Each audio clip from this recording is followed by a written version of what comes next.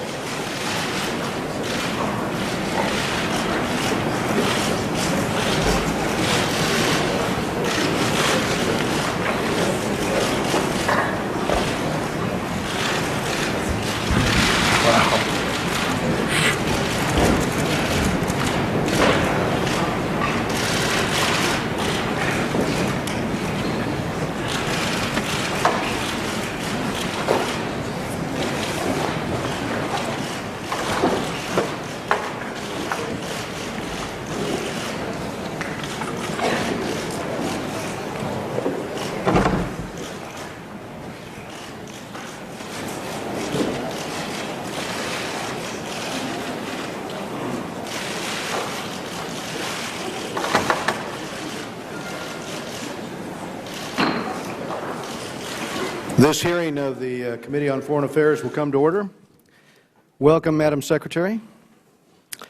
Madam Secretary, on behalf of the entire committee, let me say how glad we are to see you healthy and how much we appreciate your desire to testify about Benghazi before you leave office. And let me also say that our appreciation extends to the work that you have performed on behalf of our country. This is our committee's opening hearing of this Congress. It is my initial hearing as its chairman. Examining the first murder of a U.S. ambassador in nearly 35 years, the killing of 3 other brave Americans, is not a welcome place to start. But it is necessary. The State Department must learn from its mistakes to better protect its employees, many of whom serve in hostile environments. Unfortunately, threats to Americans abroad are growing, particularly those threats are growing in North Africa. And the attacks last week in Algeria again show the nature of the danger. I support having a wide diplomatic presence. We can't retreat, as you recognized in your testimony. But it has to be done with the safety of our personnel foremost in mind. This committee intends to work with your department in a bipartisan way and to work to improve security. Every organization has its shortcomings. Few welcome them being highlighted. But it's this committee's job to get answers to the tough questions. Our goal is to identify where State Department management broke down, thus failing to protect our people in Benghazi. It is clear that the problem was not confined to a few individuals. The Accountability Review Board, convened by you, Madam Secretary, found, quote, systemic failures and leadership and management deficiencies at senior levels within 2 bureaus of the State Department. According to the Board, these systemic failures led to the, quote, grossly inadequate security in Libya. The Benghazi compound was facing a storm of militancy, a flood of weapons, and facing a deteriorating security environment. Attacks were escalating on the compound, yet the compound was inexplicably forced to rely on unarmed Libyan guards and a militia that included extremist elements. No wonder the Board found a pervasive realization among those in Benghazi that security was not a high priority for Washington, according to the report. The Board found that responsibility stopped at the Assistant Secretary level below the Department's most senior management. This seems to contrast with the recommendation of the 1999 Accountability Review Board on the East Africa bombings, which said that, quote, the Secretary of State should take a personal and active role in security issues. This committee is concerned that the Department's most senior officials either should have known about the worsening security situation in Benghazi or did know something about that security situation. Either way, the point is that security requests were denied. So I'm not sure the board here saw the full picture. And if not, its report is not a complete blueprint for fixing things. The State Department must get this right. Al-Qaeda and its affiliates will very likely be targeting other diplomats for years to come. Madam Secretary, the committee stands ready to help.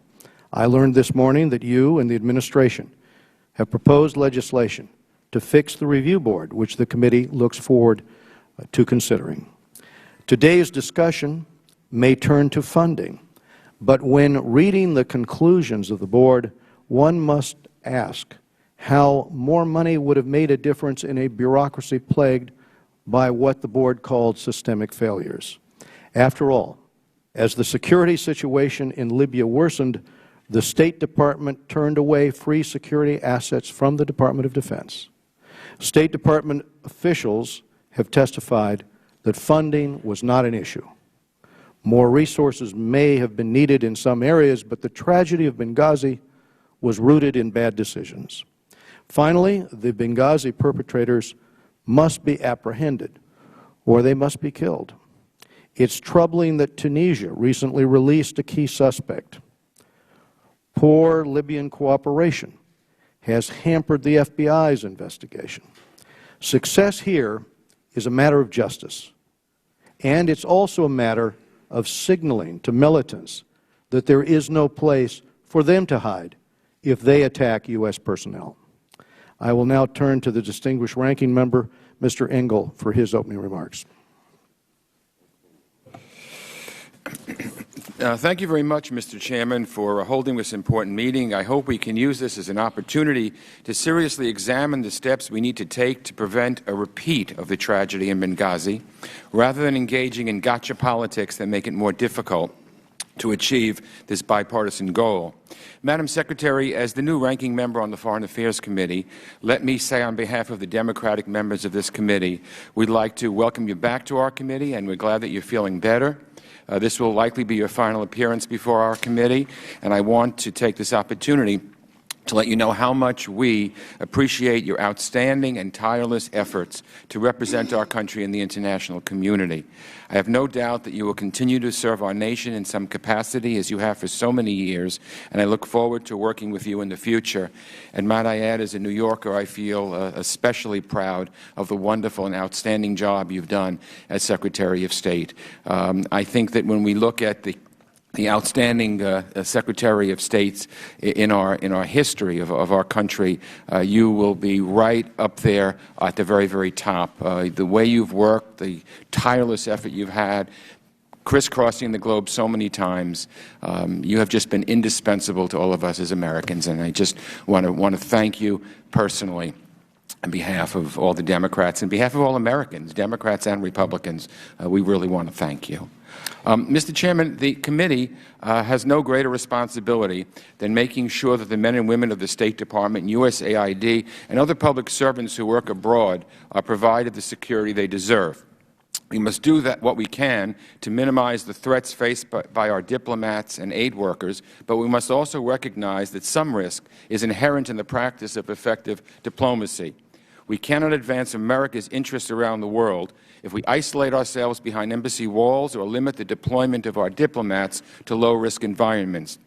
Let's not learn the wrong lesson from today's hearing. The Accountability Review Board, or ARB, convened by Secretary Clinton, found a number of failures that resulted from a lack of leadership in 2 State Department bureaus, as well as woefully inadequate local security in Benghazi. Clearly, mistakes were made.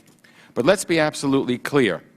Barack Obama was not responsible for the Benghazi attack any more than George W. Bush was responsible for the 9/11 attacks, or Ronald Reagan was responsible for the attacks on our Marine barracks in Beirut, which killed over 200 Marines. And frankly, whether it was called a terrorist attack or not, in the immediate aftermath, as far as I'm concerned, is irrelevant. We just have to make sure that it never happens again. so that in the future our people are protected. That's what I want to get out of all of this. So, Madam Secretary, we commend you for accepting all of the ARB recommendations and welcome your commitment to begin implementing them by the time you leave the Department. Even before the ARB submitted its conclusions, the Department moved to address certain shortcomings through its increased security proposal. The vast majority of the funding for this proposal would come from funds previously appropriated for lower priority programs, and I hope Congress will move without delay to give the Department the transfer authority it needs to start applying these changes. It is important to remember that security is not a one-off endeavor. Indeed, it's a long-term responsibility and investment. In that context, the members of the ARB, led by Ambassador Pickering and Admiral Mullen, highlighted the State Department's struggle to get the resources it needs. The ongoing problem has led to a culture at the Department in which some senior managers appear to be more interested in conserving resources than in achieving specific goals. The ARB report says, quote, "The solution requires a more serious and sustained commitment from Congress to support State Department needs," unquote.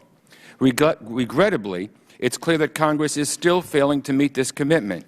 In the most recent State Department funding bill, approved by the House Appropriations Committee, the administration's request for embassy security, construction, and maintenance was cut by $112 million, and worldwide security protection reduced by $149 million. The Senate, by comparison, did not cut either account. So let me again reiterate what I just said about Congress's responsibility.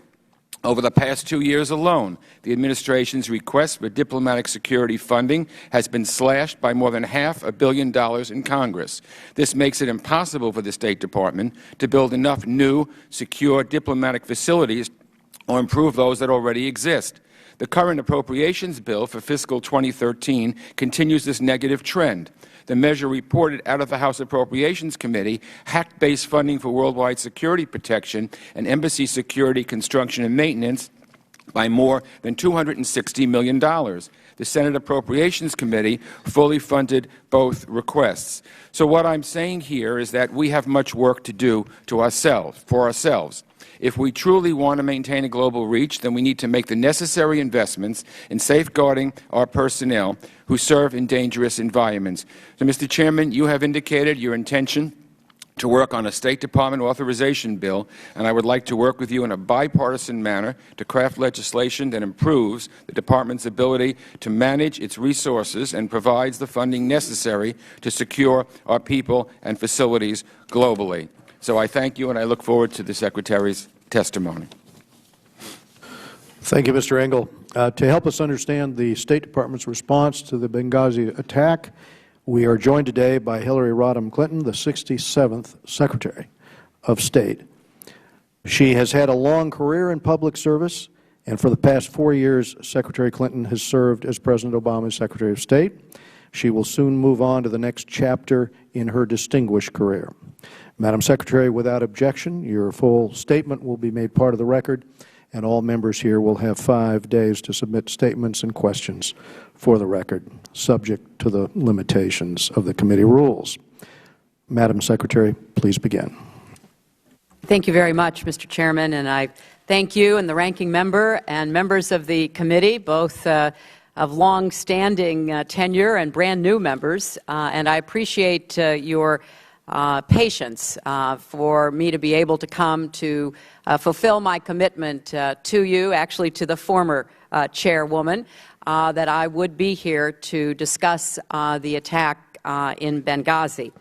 I appreciate this opportunity. I will submit my full testimony for the record. I want to make just a few points. First, the terrorist attacks in Benghazi that claimed the lives of 4 brave Americans, Chris Stevens, Sean Smith, Tyrone Woods, and Glenn Doherty, are part of a broader strategic challenge to the United States and our partners in North Africa. I think it's important we understand the context for this challenge as we work together to protect our people and honor our fallen colleagues. Any clear-eyed examination of this matter must begin with this sobering fact. Since 1988, there have been 19 accountability review boards investigating attacks on American diplomats and their facilities. Since 1977, 65 American diplomatic personnel have been killed by terrorists. In addition to those who have been killed, we know what happened in Tehran with hostages being taken in 1979, our embassy and Marine barracks bombed in Beirut in 1983, Khobar Towers in Saudi Arabia in 1996, our embassies in East Africa in 1998, consulate staff murdered in Jeddah, Saudi Arabia in 2004, the Coast attack in Afghanistan in 2009, and too many others.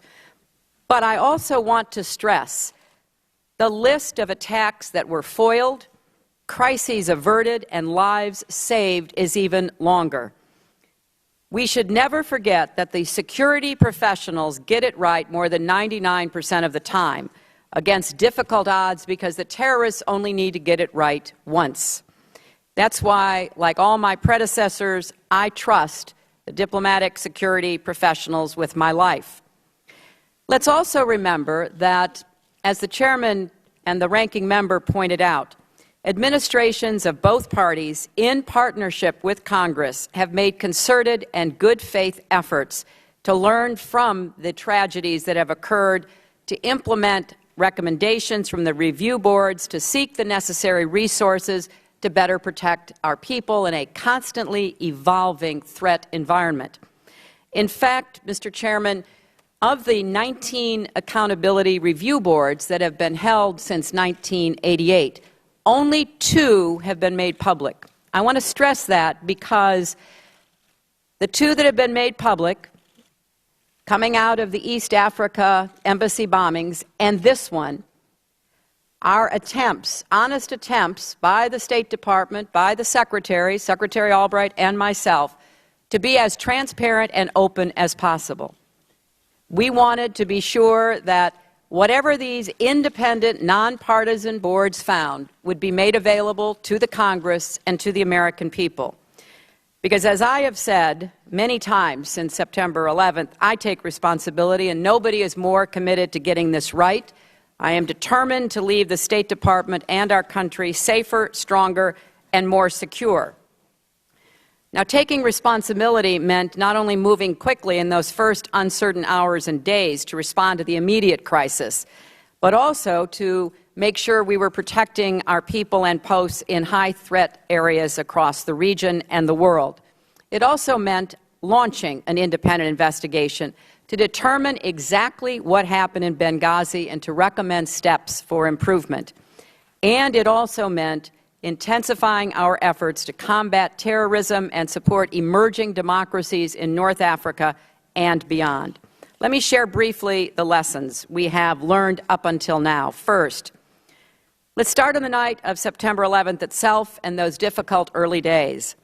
I directed our response from the State Department and stayed in close contact with officials from across our government and the Libyan government.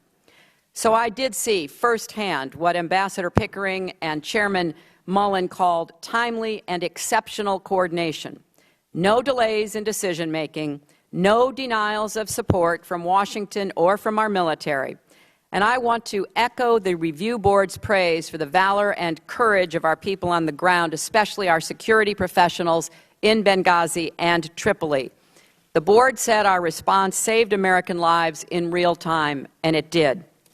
The very next morning, I told the American people, and I quote, "Heavily armed militants assaulted our compound," and vowed to bring them to justice. And I stood later that day with President Obama as he spoke of an act of terror. Now, you may recall, at this same time period, we were also seeing violent attacks on our embassies in Cairo, Sana'a, Tunis, and Khartoum, as well as large protests outside many other posts from India to Indonesia, where thousands of our diplomats serve. So I immediately ordered a review of our security posture around the world with particular scrutiny for high-threat posts. And I asked the Department of Defense to join interagency security assessment teams and to dispatch hundreds of additional Marine security guards. I named the first Deputy Assistant Secretary of State for high-threat posts so that missions in dangerous places get the attention they need. And we reached out to Congress to help address physical vulnerabilities, including risks from fire, and to hire additional diplomatic security personnel and Marine security guards. Second, even as I took these steps, I quickly moved to appoint the Accountability Review Board because I wanted them to come forward with their report before I left, because I felt the responsibility and I wanted to be sure that I was putting in motion the response to whatever they found. What was wrong? How do we fix it? I've accepted every one of their recommendations. Our Deputy Secretary for Management and Resources, Deputy Tom Nides, who appeared before this committee last month, is leading a task force to ensure all 29 are implemented quickly and completely, as well as pursuing additional steps above and beyond the board. I pledged in my letter to you last month that implementation has now begun on all 29 recommendations. We've translated them into 64 specific action items. They were all assigned to specific bureaus and offices with clear timelines for completion. Fully 85% are on track to be completed by the end of March, with a number completed already. But we're also taking a top-to-bottom look to rethink how we make decisions on where, when, and whether our people should operate in high-threat areas and how we respond. We are initiating an annual high-threat post review, chaired for the first time in American history, I suppose, by the Secretary of State, and ongoing reviews by the Deputy Secretaries to ensure that pivotal questions about security reach the highest level. And we will regularize protocols for sharing information with Congress. Now, in addition to the immediate action we took and the review board process, we're moving on a third front, addressing the broader strategic challenge in North Africa and the wider region. Benghazi did not happen in a vacuum. The Arab revolutions have scrambled power dynamics and shattered security forces across the region. Instability in Mali has created an expanding safe haven for terrorists who look to extend their influence and plot further attacks of the kind we just saw last week in Algeria. And let me offer our deepest condolences to the families of the Americans and all the people from many nations killed and injured in the Algerian hostage crisis. We remain in close touch with the government of Algeria, ready to provide assistance if needed, and also seeking to gain a fuller understanding of what took place so we can work together to prevent such terrorist attacks in the future. Now, concerns about terrorism and instability in North Africa are not new, of course. Indeed, they've been a top priority for this entire national security team.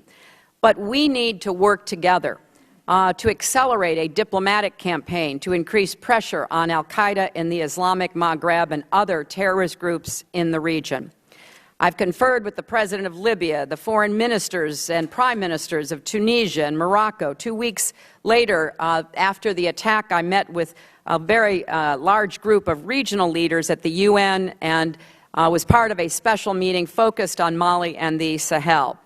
In October, I flew to Algeria to discuss the fight against AQIM. In November, I sent Deputy Secretary Bill Burns on an interagency group to Algiers to continue that conversation. And then, in my stead, he co-chaired the Global Counterterrorism Forum that was held in Abu Dhabi and a meeting in Tunis, working not only on building new democracies, but reforming security services. These are just a few of the constant diplomatic engagements that we are having, focused on targeting al-Qaeda's syndicate of terror, closing safe havens, cutting off finances, countering their extremist ideology, slowing the flow of new recruits. We continue to hunt the terrorists responsible for the attacks in Benghazi and are determined to bring them to justice. And we're using our diplomatic and economic tools to support the emerging democracies, including Libya, in order to give them the strength to provide a path away from extremism. But finally, the United States must continue to lead in the Middle East, in North Africa, and around the globe. We've come a long way in the past 4 years, and we cannot afford to retreat now. When America is absent, especially from unstable environments, there are consequences. Extremism takes root, our interests suffer, and our security at home is threatened. That's why Chris Stevens went to Benghazi in the first place.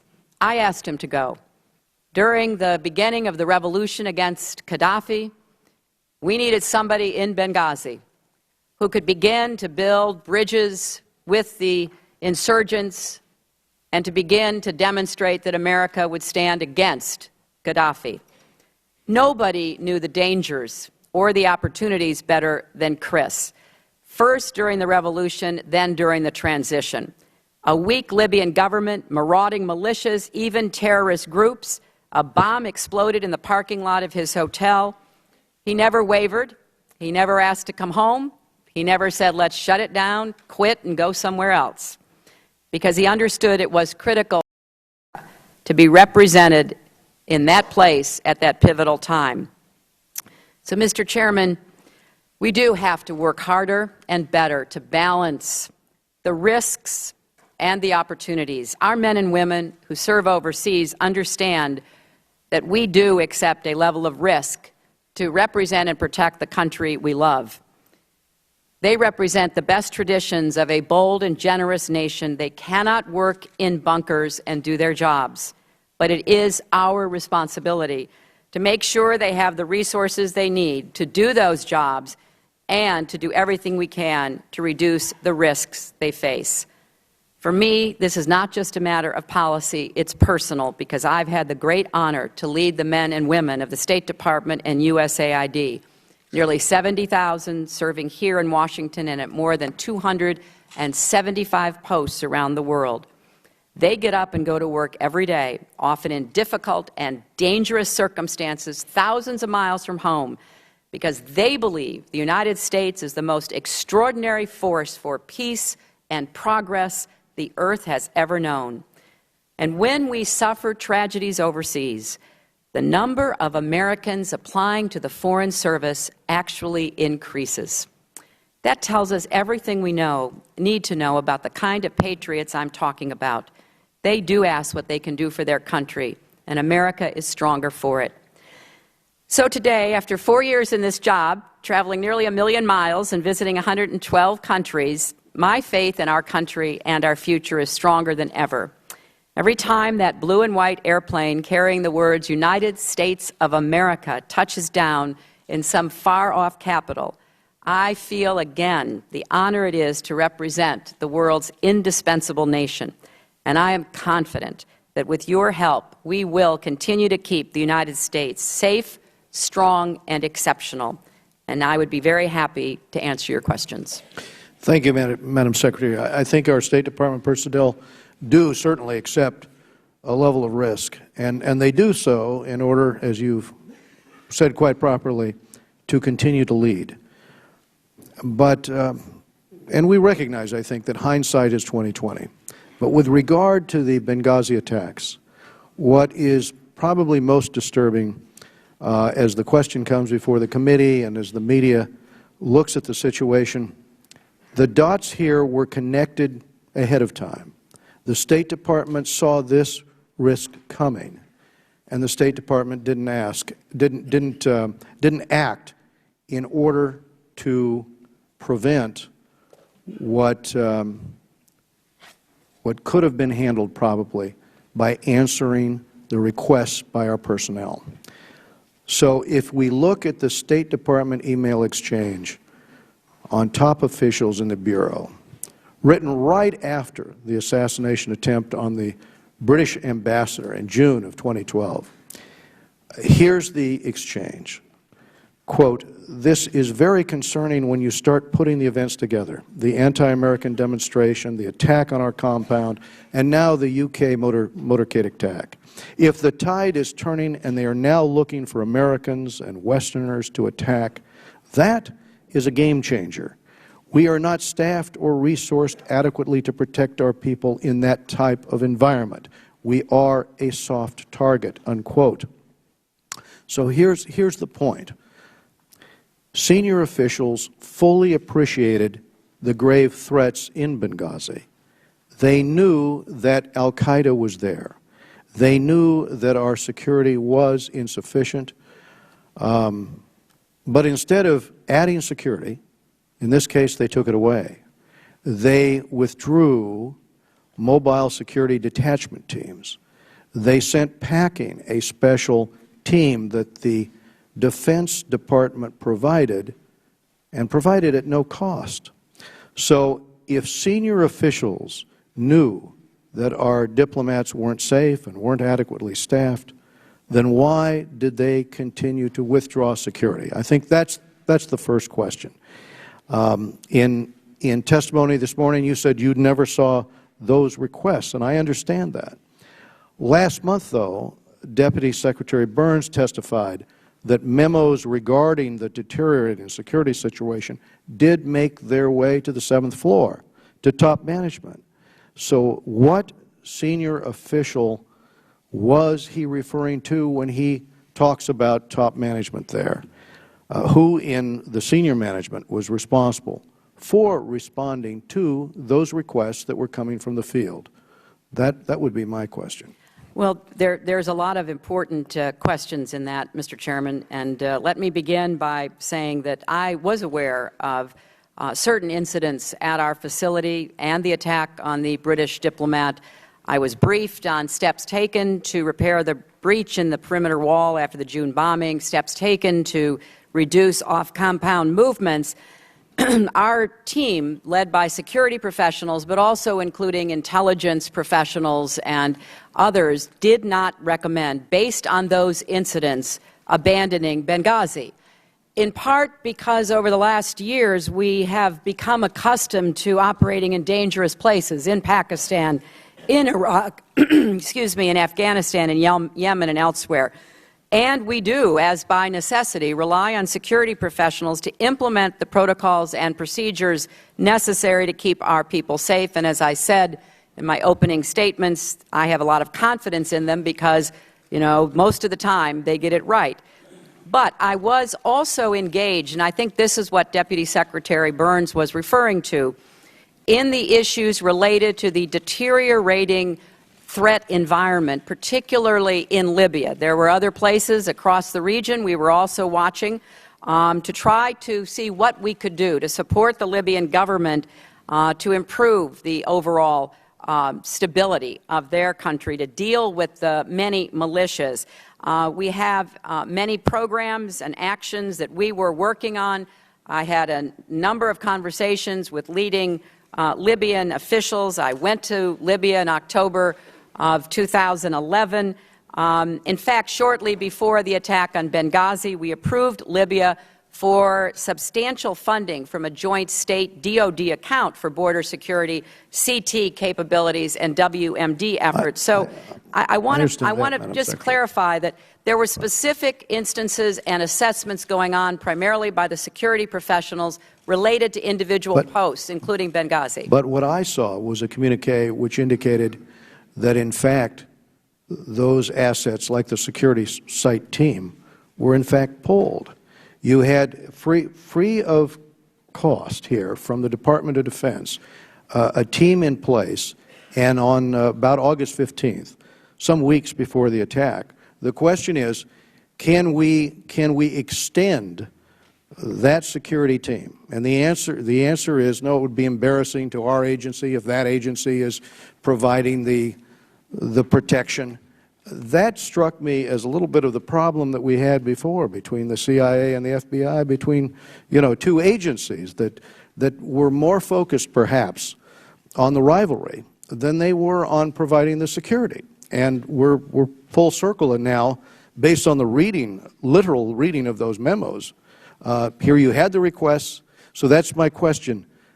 Okay, they didn't come to the conclusion that we should increase security, but what about the question of having with security actually withdrawn August 15th in terms of the security site team provided by the Department of Defense? Well, I'm glad you raised that. The ARB looked into this, as it looked into everything. It does not even discuss the SST or recommend that our personnel on the ground should have asked for its continued deployment. And I think that's in part because the SST was based in Tripoli.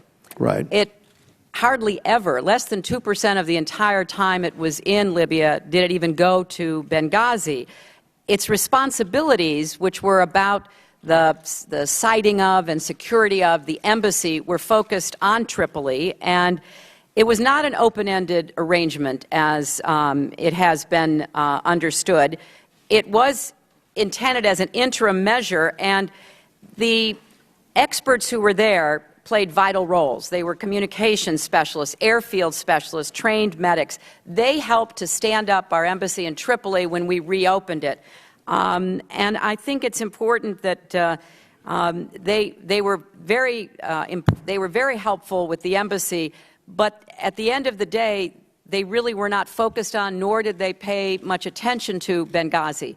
And I think since their primary mission was at the embassy did acquire a lot of assets, and that was the decision that they should not be extended for a third time. Madam Secretary, thank you. We're going to go to Mr. Engel of New York.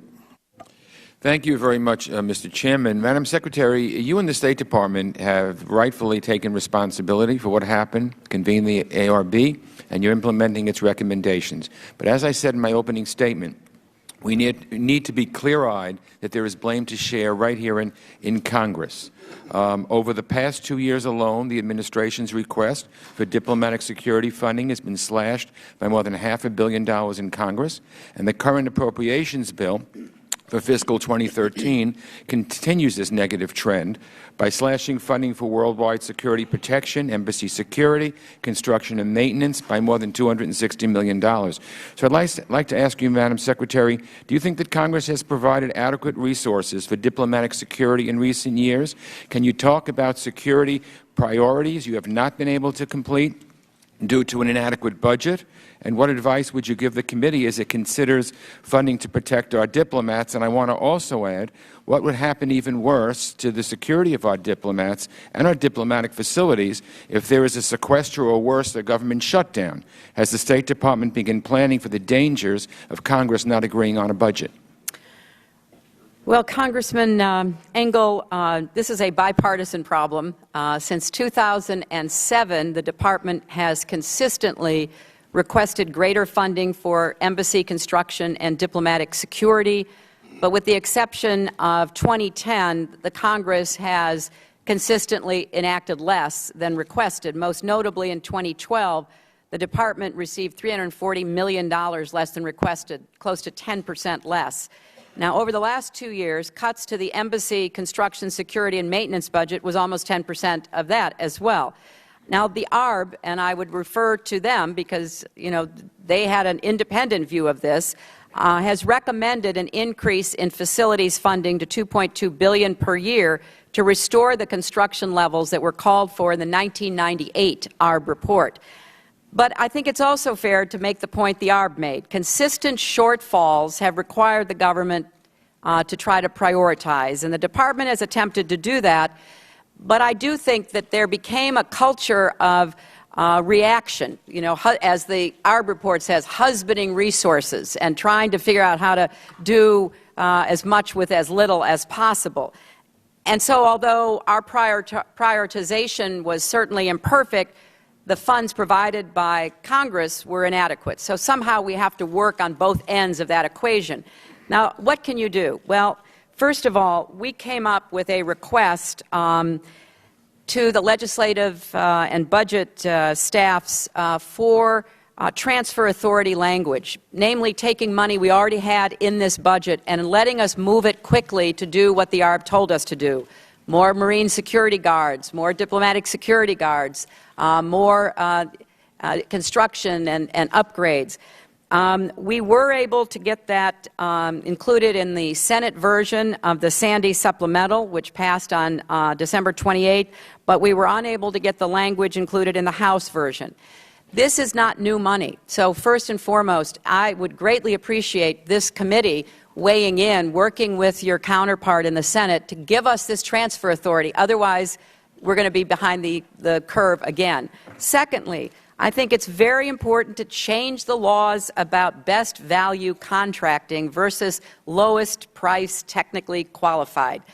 By statute, the State Department local guard contracts in dangerous places like Libya and everywhere else except Iraq and Afghanistan must be awarded using a lowest price technically acceptable selection process. We have requested a change in the legislation that would allow us to use some discretion to try to deal with the varieties and vagaries of these local guard forces. We currently have it, as I said, in Afghanistan, Iraq, and Pakistan, but it's going to expire. So that's something else that I would respectfully ask this committee to look into.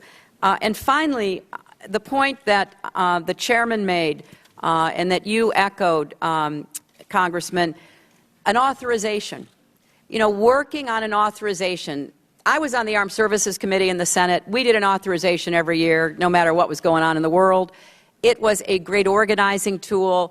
It made sure that our defense needs were going to be met.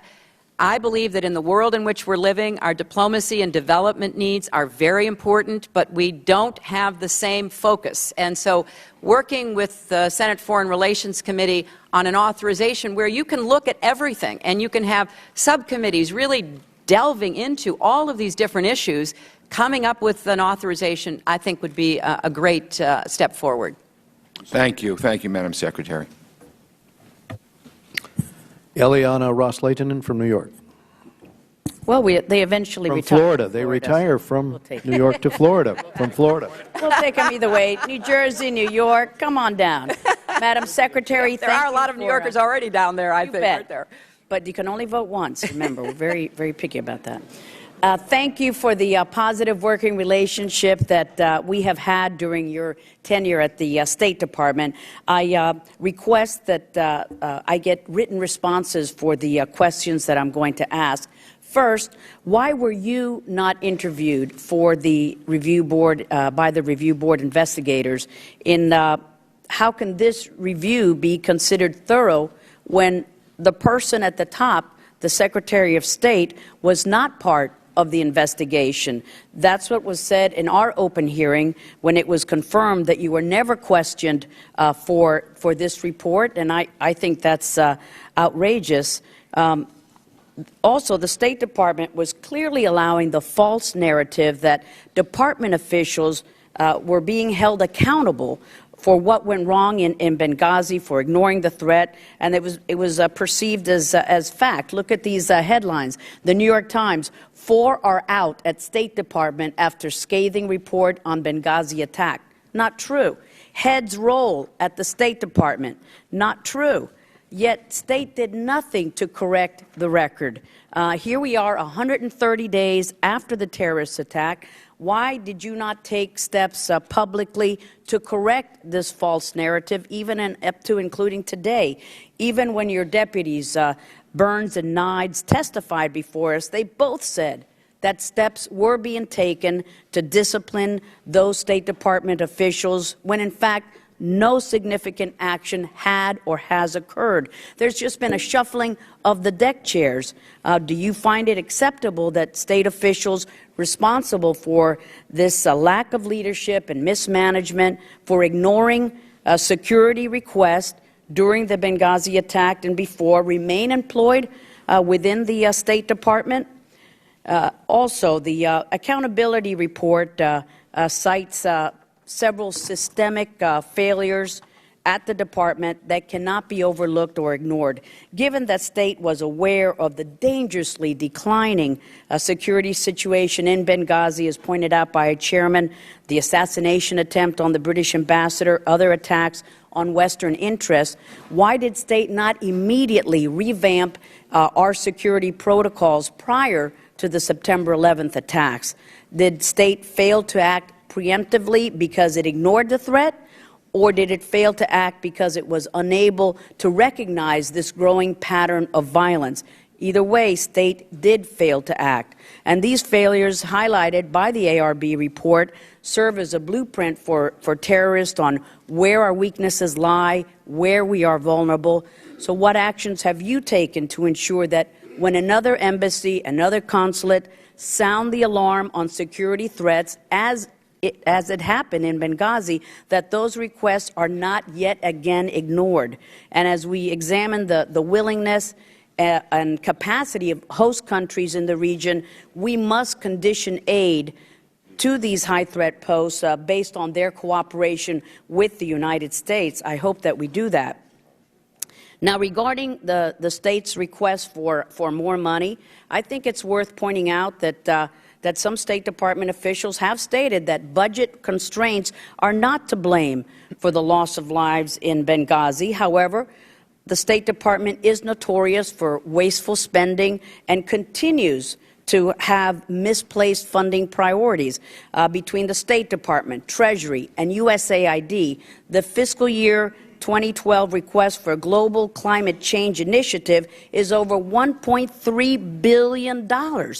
Now, what do we think, or what do you think is a higher priority and a better use of taxpayers' money, national security or global climate change? This money could have been used for embassy construction, for hiring more diplomacy security agents, for providing our post and personnel overseas with adequate equipment and training. So, and there's more that I can't get to, but certainly I would appreciate your written answers, including the 64 specific action items that you will be taking on the task force recommendation, and we look forward to getting a detailed report here in Congress on explaining their justification, their itemized funding layout, etc. So thank you, Madam Secretary, for the time. Congressman, obviously we'll answer all of your questions. Let me just comment on two of them, even though my time has run out. First, I was not asked to speak with the Accountability Review Board during their investigation. The specific issues they were looking at regarding the attack on Benghazi were handled by security professionals in the department, and that's where the ARB focused. Obviously, if they had thought that I was relevant or had information that would have helped the investigation, I would have gladly discussed that with them at their request. Secondly, on the personnel, this is another area where I need your help. First, all 4 individuals have been removed from their jobs. Secondly, they've been placed on administrative leave. Thirdly, Ambassador Pickering and Admiral Mullen specifically highlighted the reason why this has been so complicated. Under federal statute and regulations, unsatisfactory leadership is not grounds for finding a breach of duty. And the ARB did not find that these 4 individuals breached their duty. So, fourth, I have submitted legislation to this committee and to the Senate committee to fix this problem so future ARBs will not face this situation. Because I agree with you, there ought to be more leeway given to the ARBs, but under current law, they were limited. Madam Secretary, we'll be working to fix that problem. Mr. Fowler-Mavega from American Samoa. Thank you, Mr. Chairman and our ranking member, for calling this important hearing. Madam Secretary, thank you for your most eloquent statement. Your service to our nation has been exemplary and outstanding. In any suggestion otherwise during today's hearing, I would consider unfair and unwarranted. We meet today under difficult circumstances. I am sure that when you, as Secretary of State, stood at Andrews Air Force Base at the transfer, the remains of Ambassador Christopher Stevens, Mr. Sean Smith, Mr. Tyrone Woods, and Mr. Glenn Doherty, you must have had tremendous, or felt tremendous pain and suffering, as we express in our Samoan proverb, "Watangi le fatu malelele," meaning the stones and the earth wept. Madam Secretary, please know that you were not alone. We wept with you and with the families of our fallen heroes. It is true that the Benghazi attacks is the first time since 1979 that an American ambassador has been killed in the line of duty. But it is also true that the world has changed significantly since 1979, and consequently the Department of State is increasingly operating in high-threat locations throughout the world. This is why the Accountability Review Board rightly observed that Congress needs to make a serious and sustained commitment supporting State Department needs. But the FY 2013 fiscal year budget, the House cut the administration's request by about $200 million. However, having been provided $2.6 billion in security funding, I wonder if Congress had done its part and fulfilled its responsibility in providing the State Department with the necessary resources and funding to meet its needs, especially to provide security for our embassies and consulates throughout the world. I agree with ARB's recommendations that we should restore the Capital Security Cost Sharing Program, which pools money from different agencies in order to accelerate construction of new embassies and consulates. Madam Secretary, in honor of the lives of Ambassador Christopher Stevens, Mr. Sean Smith, Mr. Tyrone Woods, and Mr. Glenn Doherty, we need answers so that we can prevent this kind of tragedy from happening again. It is no good for any of us to use this tragedy for political gain. This was a terrorist attack, first and foremost, and we must not lose sight of this brutal fact. Instead, we must hold together in our commitment to defeat those who would do us harm. So, Madam Secretary, I commend you for convening the ARB in accordance with the Omnibus Diplomatic Security and Anti-Terrorism Act of 1986, and for accepting all 29 of the recommendations of the ARB Commission. For the past 20 years, you have served our nation well. You have done all you could do to deliver freedom safely to future generations. I salute you, and I look ahead to 2016, wishing you much success in extending to you my highest regards. I do have one question, or a couple if I have the time. Madam Secretary, I note with interest one of your quotes, or statement here that this is why Ambassador Chris Stevens went to Benghazi.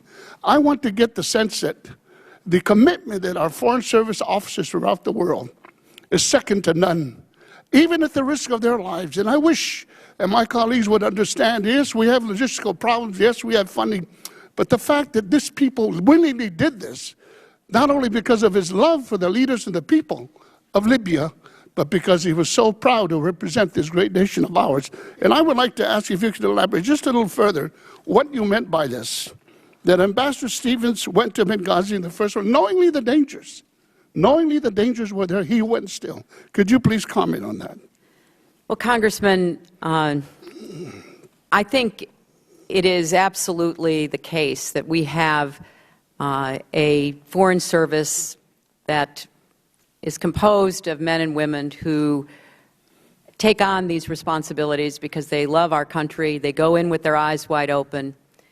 They learn languages. They immerse themselves in cultures. They go out to the Foreign Service Institute and hone their skills. And Chris Stevens was one of our very best. He started off in the Peace Corps in Morocco, was a fluent Arabic speaker, had served with distinction throughout the Arab world. And when I asked if he would be interested in going to Benghazi, where we had nothing when he first went, where he, bunked up in a hotel, we didn't have any support to speak of, he was thrilled, and he understood immediately what it would mean. In the wake of this tragedy, this terrible terrorist attack, I think one of the most poignant events has been overlooked, and that is what happened after the Libyan people from Benghazi to Tripoli learned that Chris Stevens, someone whom they had gotten to know, whom they trusted and admired, had been murdered. They went out into the streets. They protested themselves, thousands, tens of thousands, far more than the dozens of highly armed, invaders of our compound and our annex. And they made it clear that that was not the kind of country they were trying to build. So in some ways, Chris's faith after his death was certainly validated. Thank you, Mr. Chairman. Thank you, Madam Secretary. Mr. Smith of New Jersey. Thank you, Mr. Chairman. Welcome, Madam Secretary. We all deeply mourn the tragic loss of 4 extraordinarily brave Americans, including our distinguished Ambassador Christopher Stevens. But one of my top concerns is that we seem to be relearning the same lessons again and again and again. Madam Secretary, after the August 1988 bombings of U.S. embassies in Kenya and Tanzania, Admiral Krause sat exactly where you sit, that was 12 years ago, and told the subcommittee that I chaired at the time that, quote, in our investigations of the bombings, the ARB boards were shocked how similar the lessons learned were to those drawn by the Bobby Inman Commission some 14 years before that. In other words, in 1985. In direct response, I authored a bipartisan law, the Admiral Nance Meg-Donovan Foreign Relations Act, and in it we had a title, the Secure Embassy Construction and Counterterrorism Act of 1999, to upgrade diplomatic security and residences, to improve threat assessments and facilities, emergency action plans, security threat lists, perimeter distances, that is setbacks, for example, crisis management training, diplomatic security training, rapid response procedures, storage or emergency equipment like fire suppressant capabilities, and increased anti-terrorism in Africa. Before 1998, there were 1,000 security specialists. Today, there are over 3,100. I agree we need more, but how present-day security personnel and assets are deployed are, above all, a leadership issue. And clearly, we have and had the diplomatic security assets that could have been deployed to Benghazi. When it comes to what you knew, Madam Secretary, and what requests were made of you and the Department to beef up security in Benghazi, there are disturbing parallels to Kenya and Tanzania. Prior to East Africa terrorist bombings, U.S. Ambassador to Kenya Prudence Bushnell repeatedly asked Secretary Madeleine Albright for more security upgrades, and the ambassador's request was rejected, and the loss of life, as we all know, was horrific. There are numerous press reports that U.S. Ambassador to Libya, Chris Stevens, and his team made repeated requests for security assistance. So my questions are these. One, you defined taking responsibility for Benghazi in your testimony a few moments ago in terms, and only in terms, of during and after the terrorist attacks. What about before the attack on September 11, 2012? What did you personally and your staff, when did you become aware of Ambassador Stevens and his team's request for security upgrades? What exactly did you do in response? You obviously were very close to him. Did he ask you personally at any time? When you say a moment ago that Ambassador Pickering's ARB perhaps didn't think you relevant to be interviewed, you're the most relevant person of all. You're the leader. You're on top of it all. So I would join with my colleague, Elena Ross-Layton. You should have been interviewed and very important questions asked. And were you personally in any way at fault? Well, first, Congressman, I'm well aware of the work that you did after the 1998 bombings, and I think that work and the legislation that you championed has been very important in protecting our people around the world. We have been not only reviewing but continuing to implement the recommendations of all the former ARBs, and the 18 previous ARBs resulted in 164 recommendations, and we have been very clear that the overwhelming majority have been implemented. A handful such recommendations were, by their very nature, requiring continuous implementation, like what kind of security upgrades or radio communication was necessary. And there were a few that were only partially implemented because of some separate security concerns that would have raised. But there was the need for ongoing funding. You remember that Admiral Crowe said we wanted $2.2 billion for building embassies. We had a number of embassies that were built in those early years, thanks to your legislation. Then it petered off. You know, we put so much time and attention into Iraq and Afghanistan, trying to make sure that we secured our people there. We sent a lot of our diplomatic security personnel there. And so we had a slowdown over a number of years in our ability to build new Inman facilities. Understood. And now the latest ARB is saying, let's get back and do this again because there's no substitute for it. I'm almost out of time, Madam Secretary. When did you become aware of Ambassador Stevens' requests, and how did you respond to it? And did he ever personally ask you to be involved? No. No, and you didn't get in? No, that any of the requests, any of the cables having to do with security did not come to my attention. Mr. Sherman from California. Madam Secretary, it's a shame that this is your last appearance before our committee, and I would have thought that your last appearance would be a chance for us to review your outstanding record as one of our great secretaries of state, whether it be leading efforts to enforce sanctions on Iran your work supporting women's rights around the world, engaging with civil society, and restoring and maintaining American influence in a very difficult era. And I would have thought that your last hearing would be your chance to give us some advice for what to do over the next 4 years and beyond. I take seriously your very strong advice, because I happen to agree with it, that it's about time we pass an authorization bill through both houses of Congress. But instead, we're here at, I guess, our third hearing to deal with the tragic events in Benghazi, because it is a chance for each political party to beat up on the other. We can talk about how Republicans didn't provide you with resources. We can talk about the administration inside the State Department.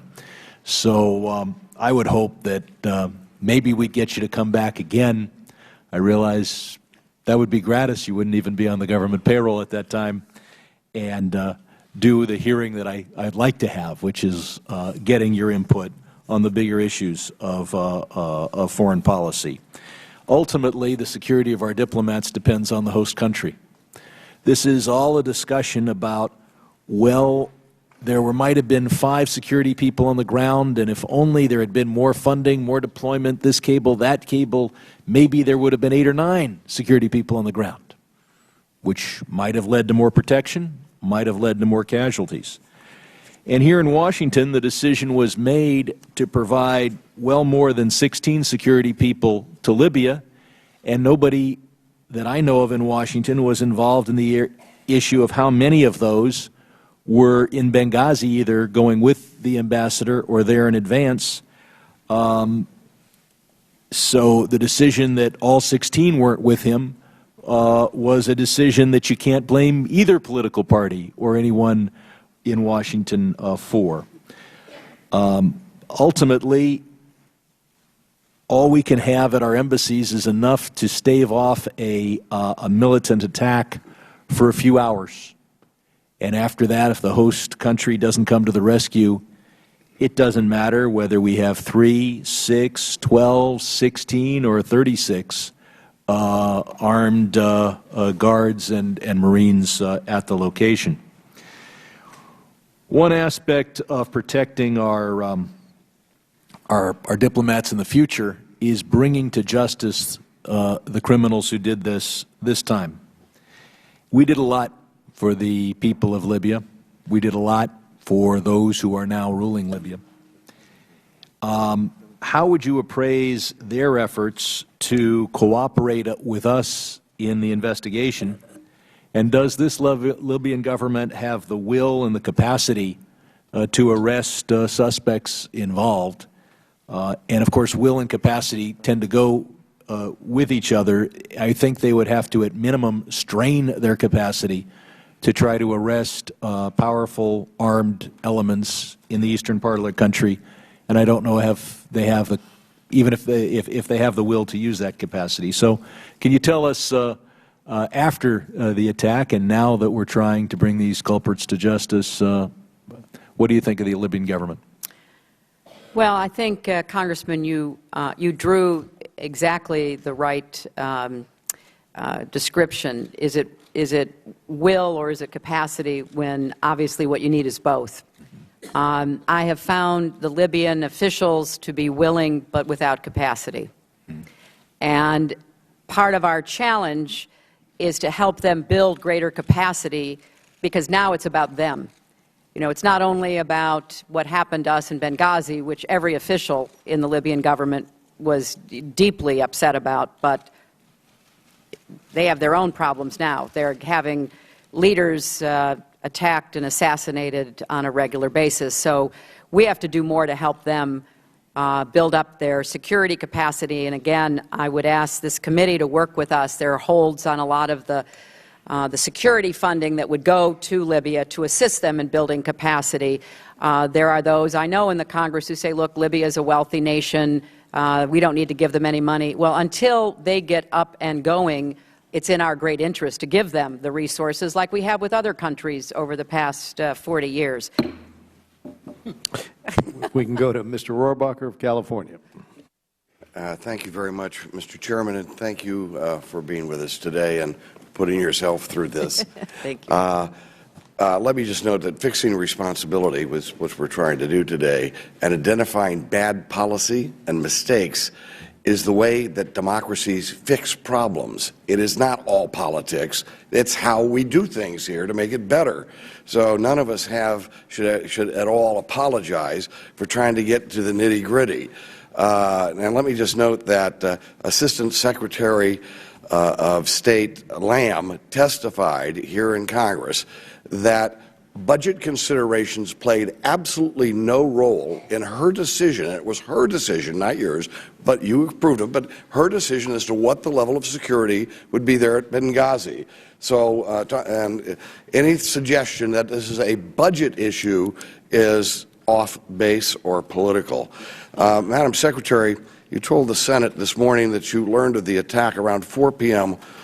On that day, and you were involved widely in the coordinated response, which included the Department of Defense and the White House, but did not speak to the President until later that evening. When did you talk to the President?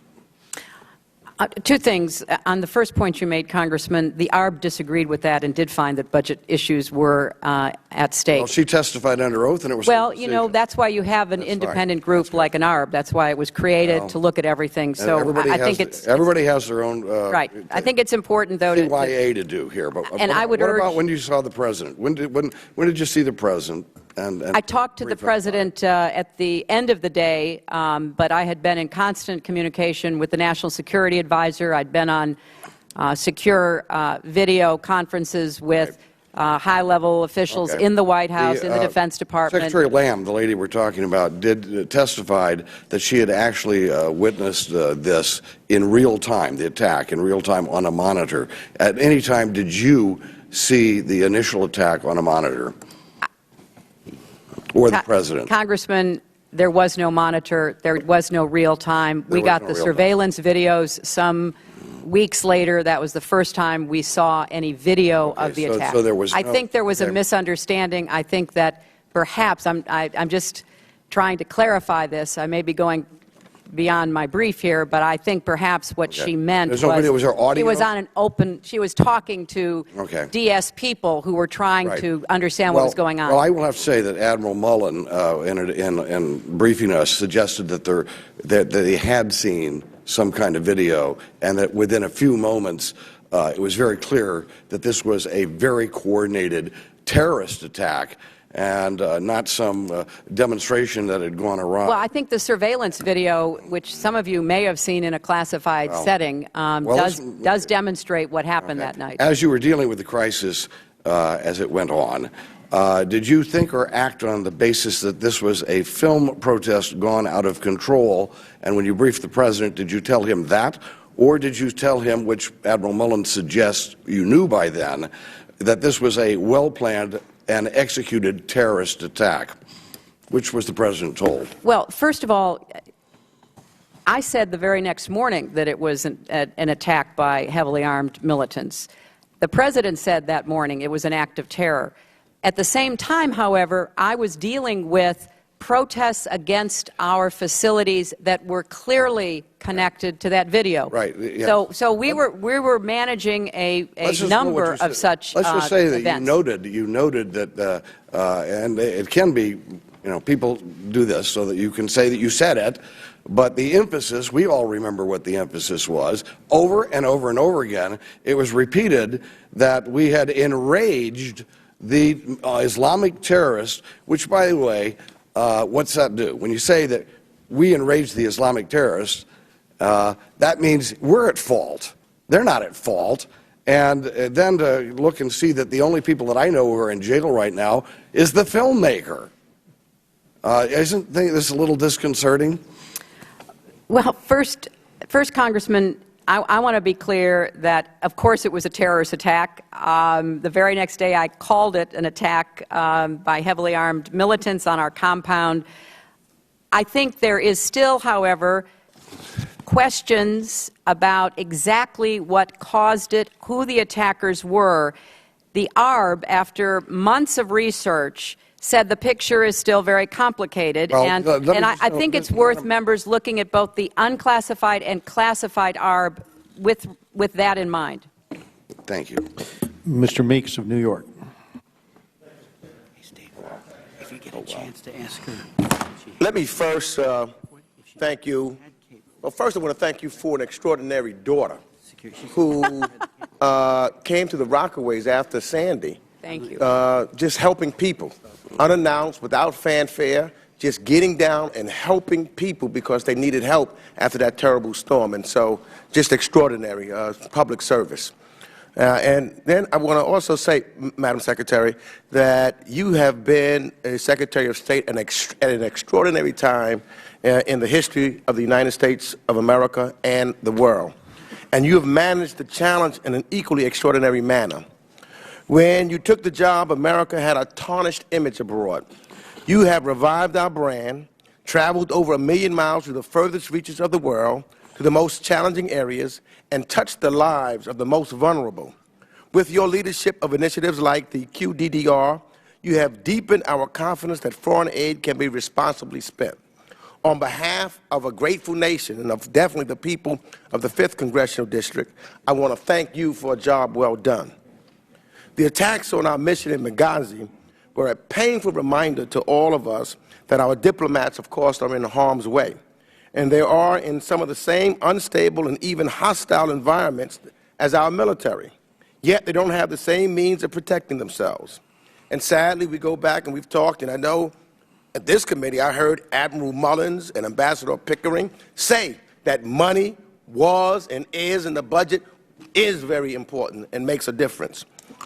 Yet, and sadly, this House has failed to do its part in addressing the challenges they face, even after the tragedy of the Benghazi attacks. You, however, have been responsibly and accepted the recommendations of the ARB and put measures in place immediately after the September attacks that demonstrate that you are serious about changing the status quo. But of course, again, it's a two-way street. Congress has failed to act in a meaningful way, and I believe it's a shame on the leadership for its failure to give the State Department the authority to transfer already appropriated funds, not new money, already money that you have toward funds to bolstering security for our diplomats, to give you that discretion. And shame on the House for its failing to adequately fund the administration's request for diplomatic security funding. Now, I hope that this Congress will act swiftly to fix these critical funding matters. It is also my hope, as you've said, that we finally have a state authorization bill that the President can sign into law. But let me ask you this question. At the time of the Benghazi attacks, you've indicated there was risings going on in Egypt and in Yemen and in Tunisia. You know, it seemed as though a lot, because no one could have imagined, and I'm sure you did not when you initially took office, that we would have the Arab Spring and the nation and what was going on in these various countries would happen. I want to ask you a question that's somewhat, I guess, what Mr. Sherman was asking about, because just to get your thoughts on what we might do as members of Congress and how we might move forward with the nations of the Arab Spring so that maybe that is a way that we can prevent these kinds of things from happening in the future.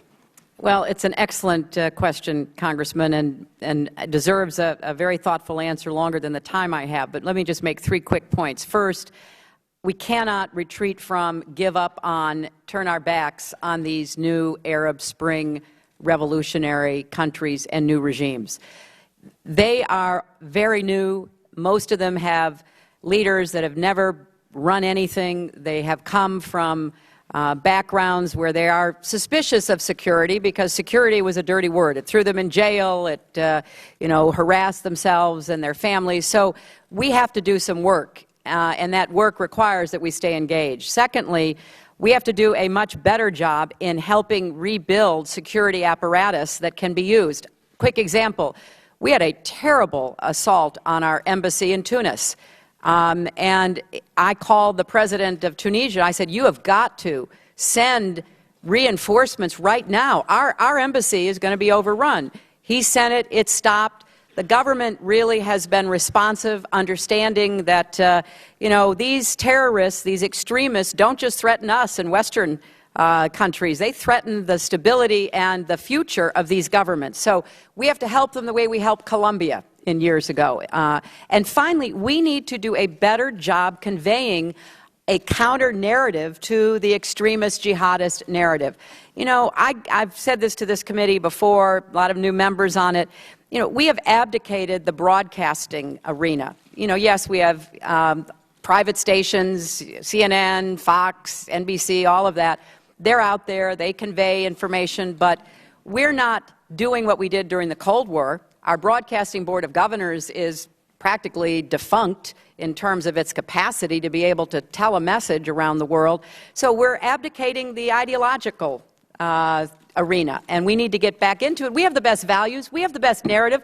Most people in the world just want to have a good, decent life that is supported by a good, decent job and raise their families, and we're letting the jihadist narrative fill a void. We need to get in there and compete, and we can do it successfully.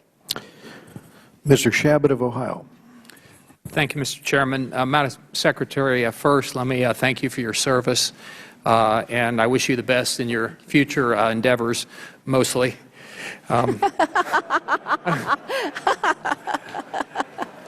I've got a couple of questions, but I do want to take a moment or two to say a couple of words about our late Ambassador, Chris Stevens.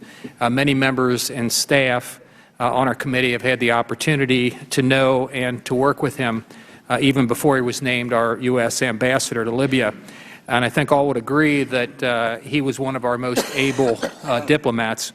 I had the opportunity to meet with him in Tripoli a little less than a month before he and 3 other outstanding Americans were murdered in Benghazi.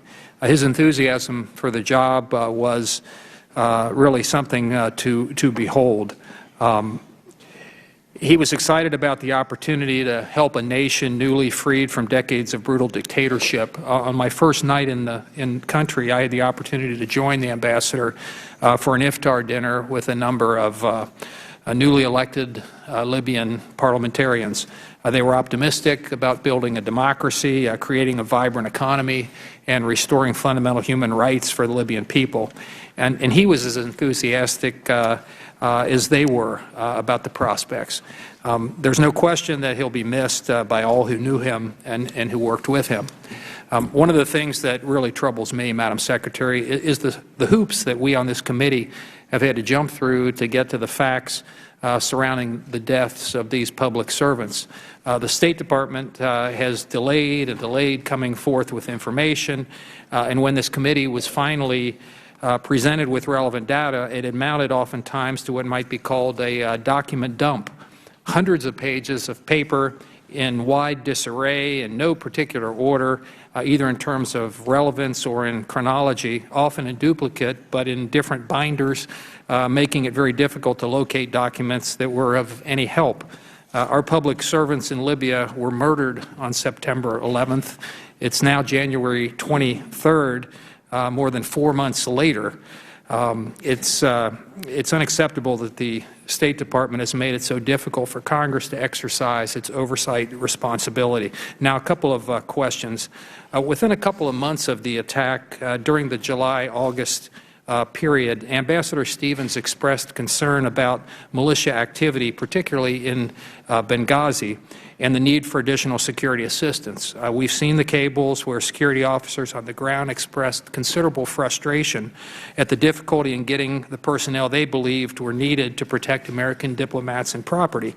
And we now know that management of security personnel, especially the assignment of State Department agents on very short-term duty, virtually guaranteeing very limited institutional knowledge, was grossly inadequate.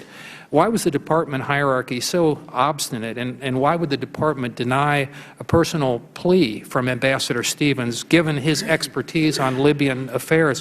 Why did the department's senior leadership not take into consideration the approaching September 11th anniversary, particularly in light of direct requests from our mission in Libya? And finally, Madam Secretary, We've heard numerous times over the last several months that more funding is needed for diplomatic security, including in your testimony before the Senate Foreign Relations Committee and to some extent this afternoon.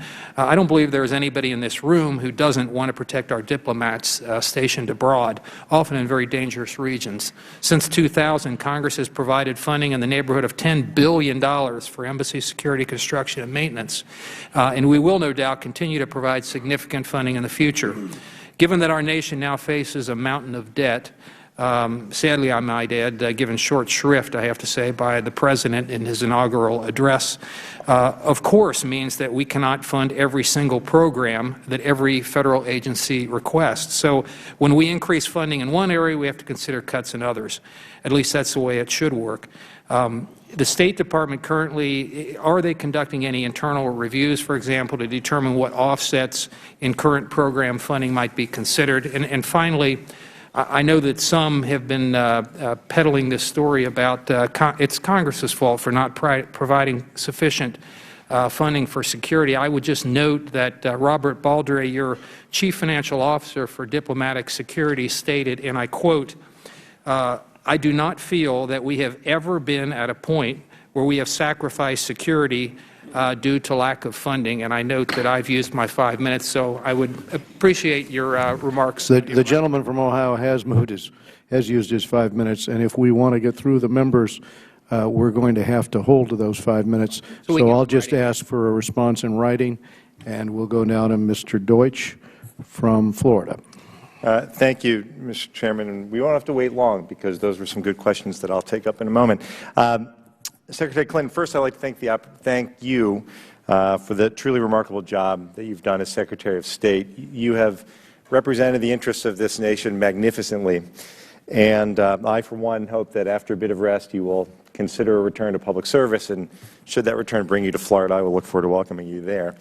I'd be remiss if I did not take this opportunity to once again thank you for your efforts on behalf of my constituent, Robert Levinson, who went missing in Iran in 2007, now 2,147 days ago. And I ask that the Department continue to do everything that it can to return Robert to his family. I also want to thank you for the ways that you've handled the tragic events in Benghazi. Your personal commitment to ensuring that those Americans who serve American interests overseas, often at great risk to themselves, is a testament to the commitment that you've shown throughout your tenure at State to strengthen our diplomatic efforts around the world. And I'd like to return to Mr. Chabot's question. There's an awful lot of debate here on the Hill about how we spend our dollars. We all recognize that we have budgetary concerns. We also recognize that we have an obligation to provide security and to protect American personnel abroad. And as we've ended our military operations in Iraq, as we wind down in Afghanistan, I'd like to ask what kind of strain will the presence of less military personnel in the region put on diplomatic security? Let's start with that. That's a very important question that we're really going to have to grapple with together, I would hope. We saw, for example, that when our troops withdrew from Iraq, it dramatically altered what our civilians were capable of being able to do. Because there had been, over the course of the war in Iraq, a very good working relationship between DoD, State, and USAID. We're going to face the same kind of questions in Afghanistan as our troops draw down from Afghanistan. And in a lot of these places, we don't have military resources. The Department of Defense was a very good partner to us in responding to Benghazi, but their assets were too far away to make much difference in any timely fashion. AFRICOM was stood up 10 years ago. I think that that is going to look quite prescient, because we're going to need to figure out how to work more effectively together between our civilian and military assets in Africa. And I think that would be a worthy subject of this committee, perhaps working with the Armed Services Committee, because it's often difficult. But in my 4 years, we've tried to work out more cooperative relationships, more funding streams between state and DOD in order to be able to maximize the cooperation between us. When you talk about the need to prioritize because of shortfalls, more Marine security guards, talk about construction budgets and upgrades, what does that mean? What are the decisions that have to be made, and how do they actually impact our diplomatic personnel?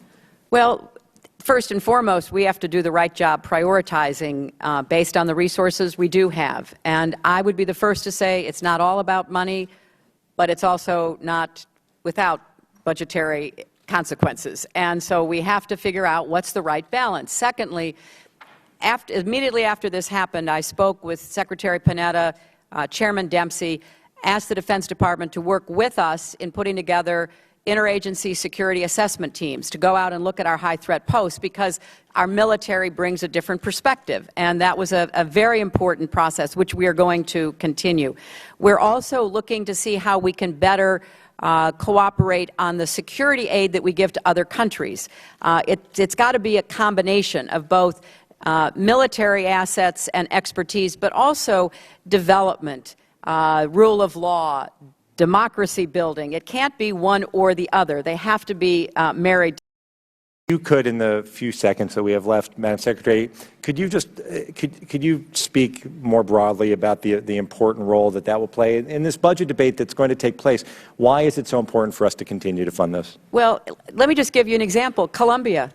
You know, Colombia 15, 20 years ago was in a very difficult state. It had an insurgency. It had a drug cartel that was basically controlling territory. The United States stepped in, worked with the Colombians, and the progress, I think, is evident for all to see. There was a front-page article in the travel section about go to Medellin. I mean, that's what America can do. We don't do it ourselves. We partner with willing governments to help them acquire the capacity to protect their own citizens. Thank you. We go to Mr. Joe Wilson of South Carolina. Thank you, Mr. Chairman. And Madam Secretary, thank you for being here today. I particularly appreciate your recognition of AFRICOM, Plan Colombia. Indeed, these have been extraordinary success stories promoting peace throughout the world. The American people will always appreciate its American heroes, Chris Stevens, Sean Smith, Tyrone Woods, and Glenn Doherty. As we begin, I do want to point out that, for the record, I believe that Congressman Rohrabacher is correct.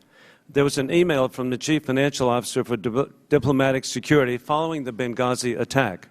Specific quote, "Although diplomatic security has been fiscally prudent, I do not feel that we have ever been at a point where we sacrifice security due to a lack of funding."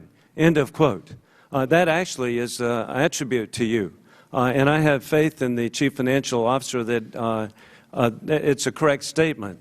As we begin, it's been reported that since you managed the response to the Benghazi attack, why weren't you the person to appear on the Sunday shows immediately following the attack? Ambassador Susan Rice said that you declined. Was that correct? Well, I have to confess here in public, going on the Sunday shows is not my favorite thing to do. There are other things I'd prefer to do on Sunday mornings. And, you know, I haven't been on a Sunday show in way over a year. So it just isn't something that I normally jump to do. And I did feel strongly that we had a lot that we had to manage, that I had to respond to, and I thought that should be my priority. And I believe that part of the priority is telling correct information, and you could have done that. And I think it's just very unfortunate, the multiple appearances by Ambassador Rice with information that's been discovered not to be correct. In the November 21st, 2012 edition of the Charleston Post and Courier, a letter was published by William J. Boudreau, a retired Foreign Service officer of Seabrook Island. He wrote, "Within the U.S. State Department, there's an office known as Op Center. It is located in the Office of the Secretary of State. It is staffed around the clock, 24/7, by seasoned Foreign Service officers. Its function is to be sensitive to any threat to American interests wherever they might arise. The Ops Center has direct, secure communication lines to the White House Situation Room, the National Military Command Center at the Pentagon, and the CIA's Ops Center. Having worked as a watch officer at the Ops Center, I know that any information that indicates a threat to the safety of American citizens overseas is passed to other agencies mentioned above. If it's a significant message concerning American interest is received, it is the watch officer's job to ensure that these other agencies are informed. He goes on, there are many questions that need to be answered, and I'd like to present these questions on his behalf. First and foremost, what was going on at the Ops Center of the State Department in Washington while our consulate was under attack for 7 hours? Well, we can certainly give you greater detail, but the Ops Center is, as you have described, the place where communications goes in and out. They were placing calls, they were receiving calls, they were, deeply engaged in trying to help us. They don't reach out on their own, but to help us acquire information so that we could respond in real time. And 7 hours, I mean, goodness gracious, there should have been a response. Why the delay in labeling the attack as terrorism when it was immediately known that it was? Well, again, I would say, Congressman, that we described the attack. I described the attack the next morning. The President called it an act of terror. There was as you will find in reading both the unclassified and classified version of the ARB, there was a lot of questions about who was behind it, what motivated it, and the ARB says those questions are still not fully answered today. And he continues, why weren't Marine Guards posted in Benghazi in the first place? Because historically, Marine Guards are at posts where there is classified information. Marine Guards have not historically had the responsibility for protecting personnel. Their job is to protect and, if necessary, destroy classified material. At our compound, there was no classified material. And he continues in line with everybody else, pointing out that there were requests to enhance security that were denied. We weren't able to reach all the questions. I appreciate you responding to Mr. Boudreau's questions. I will submit them for the record for your office for a written response. Thank you, Congressman. Karen Bass of California. Thank you very much. Thank you, Chairman Royce and Ranking Member Engel, for convening this hearing. Secretary Clinton, I want to take the time to thank you for your willingness to come before this committee for the final time. And I want to offer my sincere and deep gratitude for your remarkable service to our nation. I'm also very glad to know that you're feeling much better. Thank you. For the past 4 years and well before, you have put country first, and for that, our nation is indebted to you. With competence and careful consideration, you have shown extraordinary leadership on countless issues, ensuring that diplomacy is an essential part of our country's foreign policy. And your tireless efforts to elevate women and girls' rights is without comparison. You have strengthened our State Department, made it better today than when you arrived. As the ranking member on the Africa Subcommittee, I'm especially appreciative of the attention you've given to the 54 nations of Africa. While Africa may lose one of its most steadfast and dedicated champions at the State Department, I trust Africa will not be far from your thoughts and will remain a top priority in your future work. I also want to associate my comments with Congressman Sherman, who said that it's unfortunate that this is the last time we will hear from you, so I want to focus my time on moving us forward and asking your advice. You made reference in your testimony about best value contracts. And you mentioned, I believe, several nations where best value contracts are not used.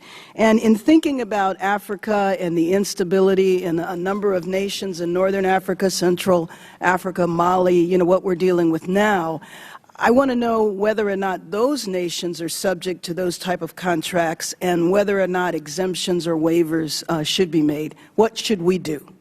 Well, Congresswoman, thank you very much for your emphasis on Africa, which I think is going to be increasingly important. There are only 3 nations where the State Department has an exemption by Congress for using different contracting rules in order to get the best value for our country. Those are Iraq, Afghanistan, and Pakistan. So every other country in the world, we are under the kind of contracting rules that I think do interfere with our capacity to get the best deal, particularly when it comes to security, that we should in these countries where the threats, unfortunately, are going to always be with us. Should we look to extend that to Mali, to the DRC, to Somalia? Well, I would certainly recommend. There was an article I think in one of the newspapers today that went into some detail. Basically, here's how it started. For more than 2 decades, federal laws required the State Department to select the cheapest rather than the best contractor to provide local guard services at its embassies abroad.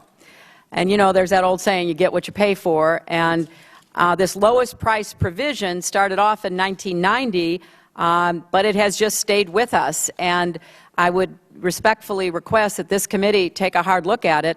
If you can't do a total lifting of it for everybody, at least look at the high threat posts where obviously we did it for Iraq, Afghanistan, and Pakistan, and the countries you're naming are countries that I think would fall into that category. Well, thank you very much. Among the various Islamic extremist groups operating in Africa today, AQIM, Al-Shabaab, Boko Haram, to name a few, in your view, which pose the greatest threats, direct threat to the United States? And then given the limited capacity and are in some cases the limited political will of the countries in which these groups operate, are U.S. military intelligence and security assistance resources devoted to these threats adequately or appropriately balanced? And what recommendations would you have for us? Well, I think if you're focusing just on North Africa, Al-Qaeda is a brand name as much as an organization. People wake up, they form these jihadist groups, they then claim to be associated with, somehow affiliated with Al-Qaeda in order to gain some credibility with local people as well as beyond. I think that we have to take seriously all of these terrorist groups, whatever they call themselves. Now, at the moment, they don't necessarily have either the interest or the ability to attack our homeland, but we have a lot of facilities. We have a lot of assets in North Africa. We just saw Americans killed and held hostage at a gas facility because, you know, we do business all over that continent. So I think we have to take a hard look at all of them and constantly be upping our military and intelligence and diplomatic assets to deal with them. Thank you very much. I'd like to just take a moment and explain to the gentlelady, we passed last year the best value contract language that you're speaking of in the House passed appropriations measure. We're going to try to get our colleagues in the Senate to take that measure up. We go now to Mr. McCall from Texas. Thank you, Mr. Chairman. Welcome, Madam Secretary. Thank you for your service. Similar to September the 11th, 2001, there were warning signs prior to Benghazi, September 11th. There was a April 6, 2012 crude IED thrown over the wall of the U.S. facility in Benghazi. On May 22, 2012, Red Cross building in Benghazi hit by 2 RPGs.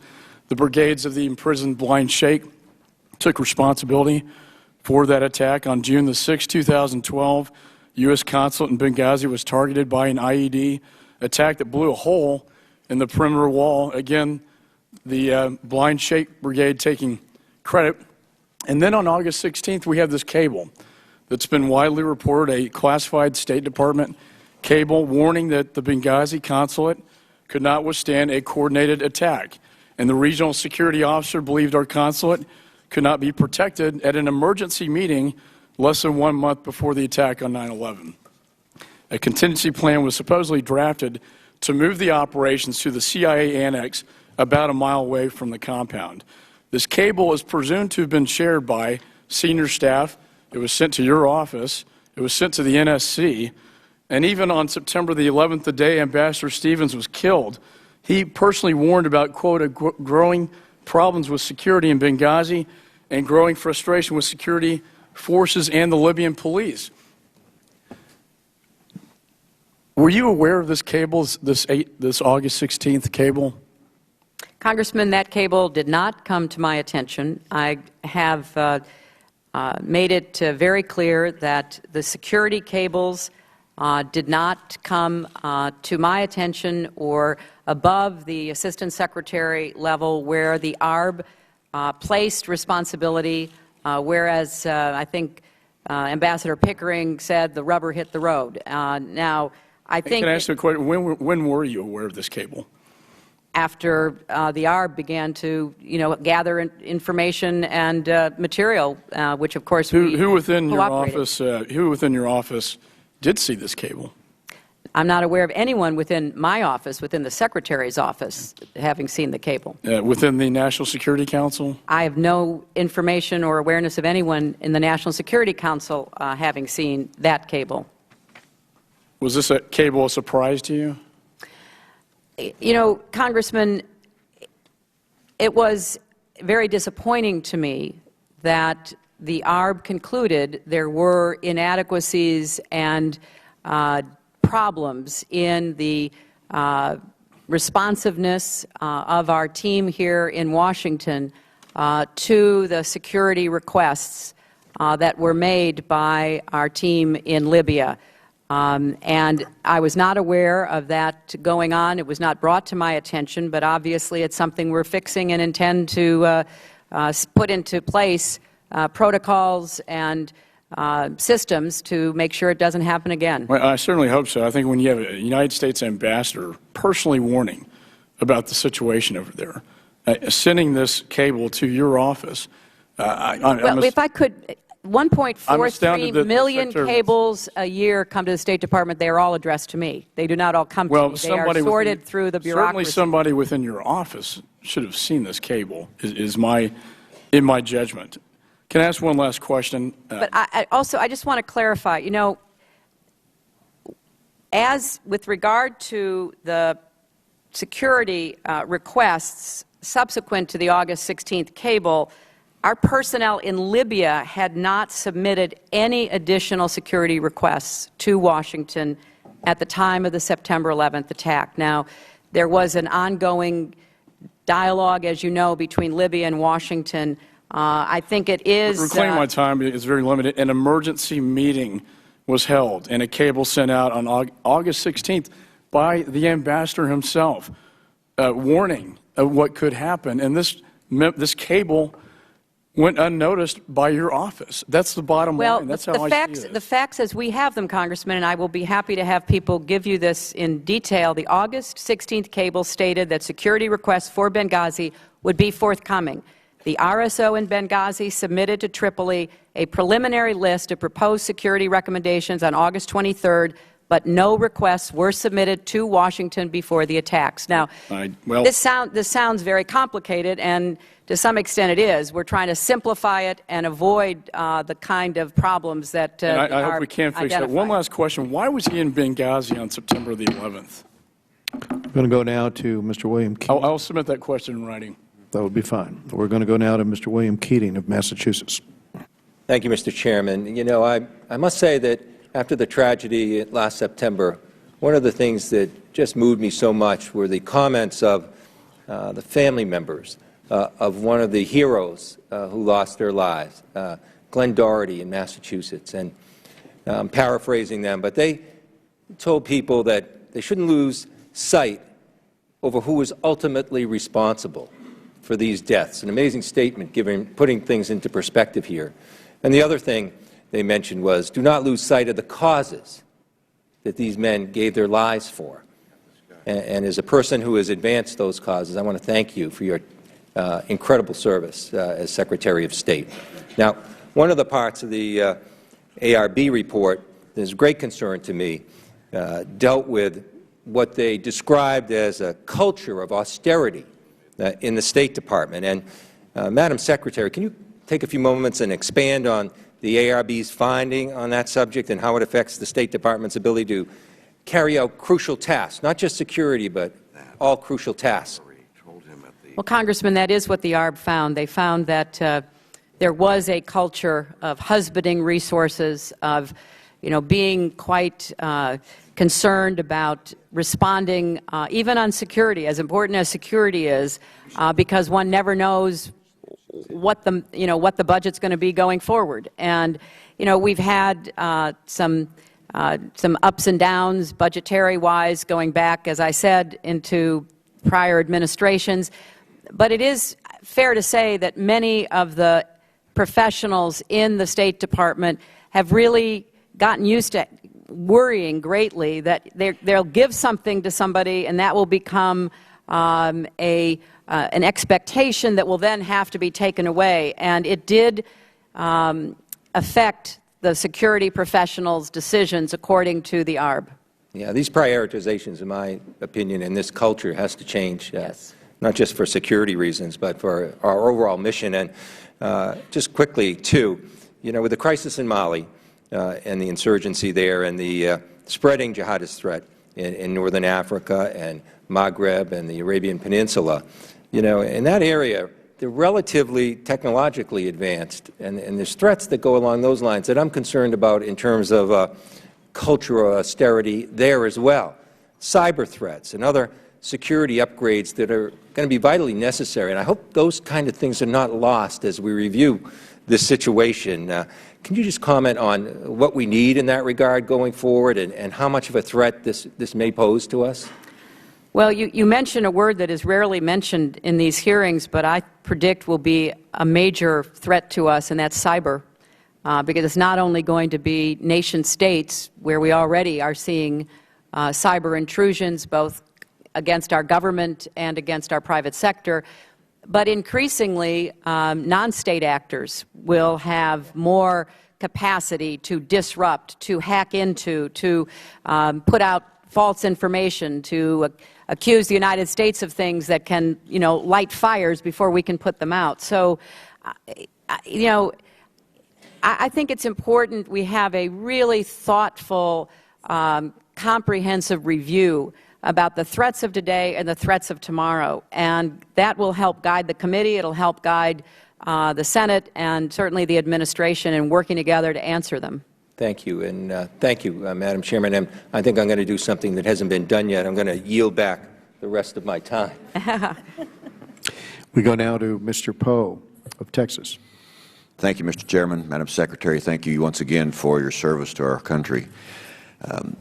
Gordon Rowan from Oregon, Frederick Lutasio from Katy, Texas, and Victor Lovelady from my district of Atascocita, Texas. 3 Americans overseas killed, not in Benghazi, but killed at a remote gas facility in Algeria.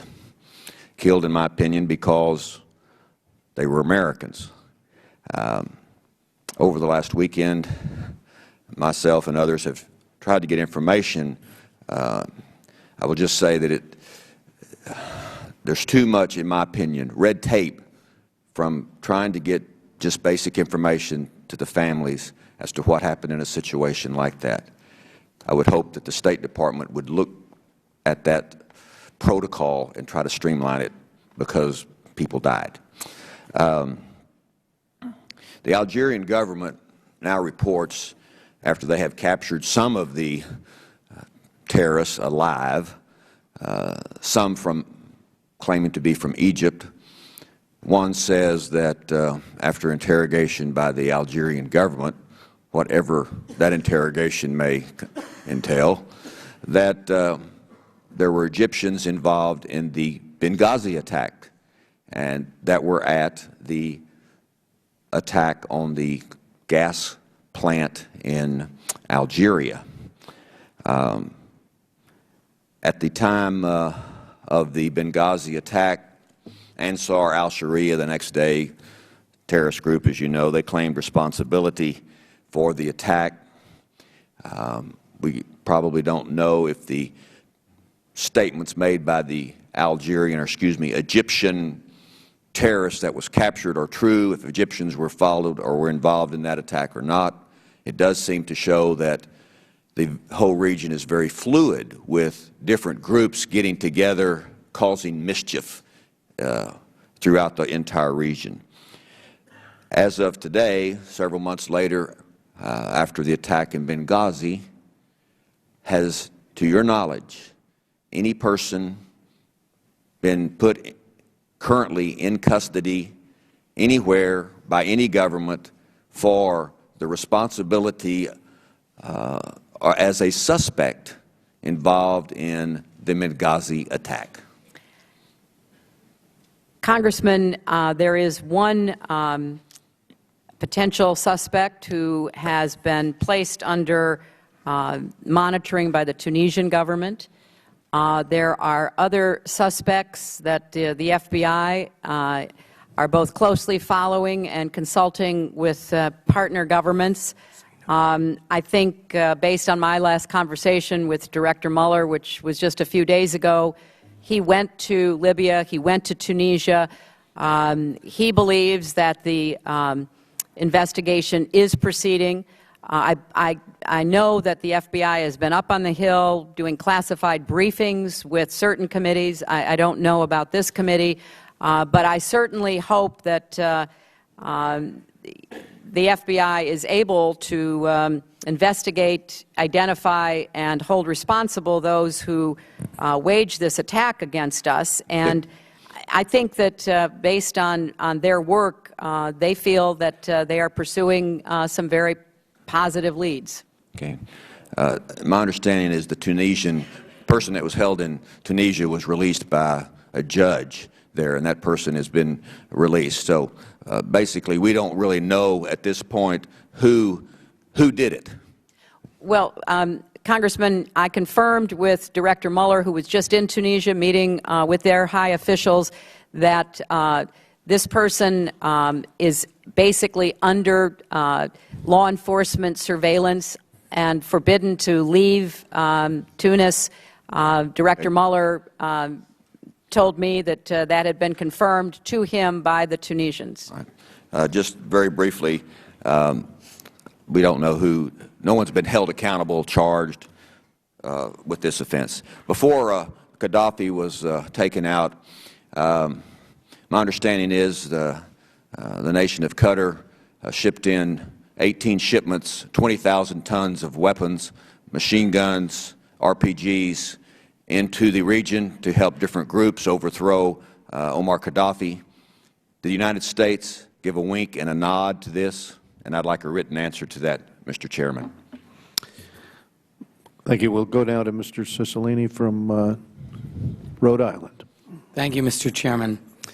Thank you, Madam Secretary, for your extraordinary service to our country that has earned you the deep respect and admiration of people all over the world and has enhanced America's standing all over the globe.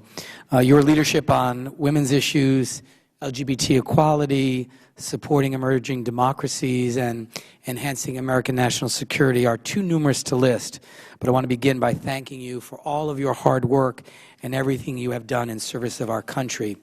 Thank you also for your testimony today. The terrorist attacks on September 11th in Benghazi, Libya, resulted in the tragic deaths of Ambassador Stevens, Sean Smith, Tyrone Woods, and Glenn Doherty.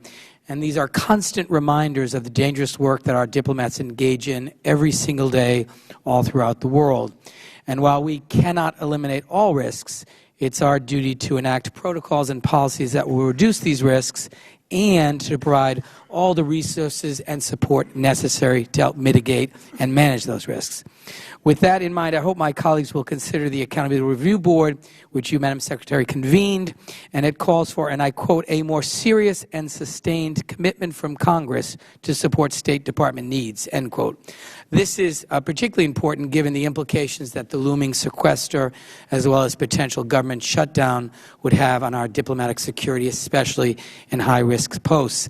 I also want to take a moment to commend and thank Admiral Mullen and Ambassador Pickering for the comprehensive and prompt review that they conducted, and of course applaud you, Madam Secretary, for the adoption of all 29 ARB recommendations and for promptly undertaking their implementation and providing guidance on the status of that implementation here today. And just to say, there's been some discussion about the importance of getting to the nitty-gritty and fixing problems, and I hope that we will rely on the security professionals and the expert advice and recommendations of the ARB. I think they're much more likely to produce the best response to what needs to be undertaken. And so I want to ask you, Madam Secretary, I know one of the things that you did was to, in anticipation of some of the recommendations, you created for the first time ever a diplomatic security Deputy Assistant Secretary. And I think with respect to the ARB report, the importance of examining the State Department's organization and management as it relates to security planning. My expectation is that that would be one of the responsibilities of this new position. And I'm wondering if you could just tell us a little bit about the role of this new secretary within the Bureau, what responsibilities the position will have, and will this individual in particular have the authority to reallocate resources in order to fill potential resource gaps if that's one of the challenges you face? Well, thank you, Congressman.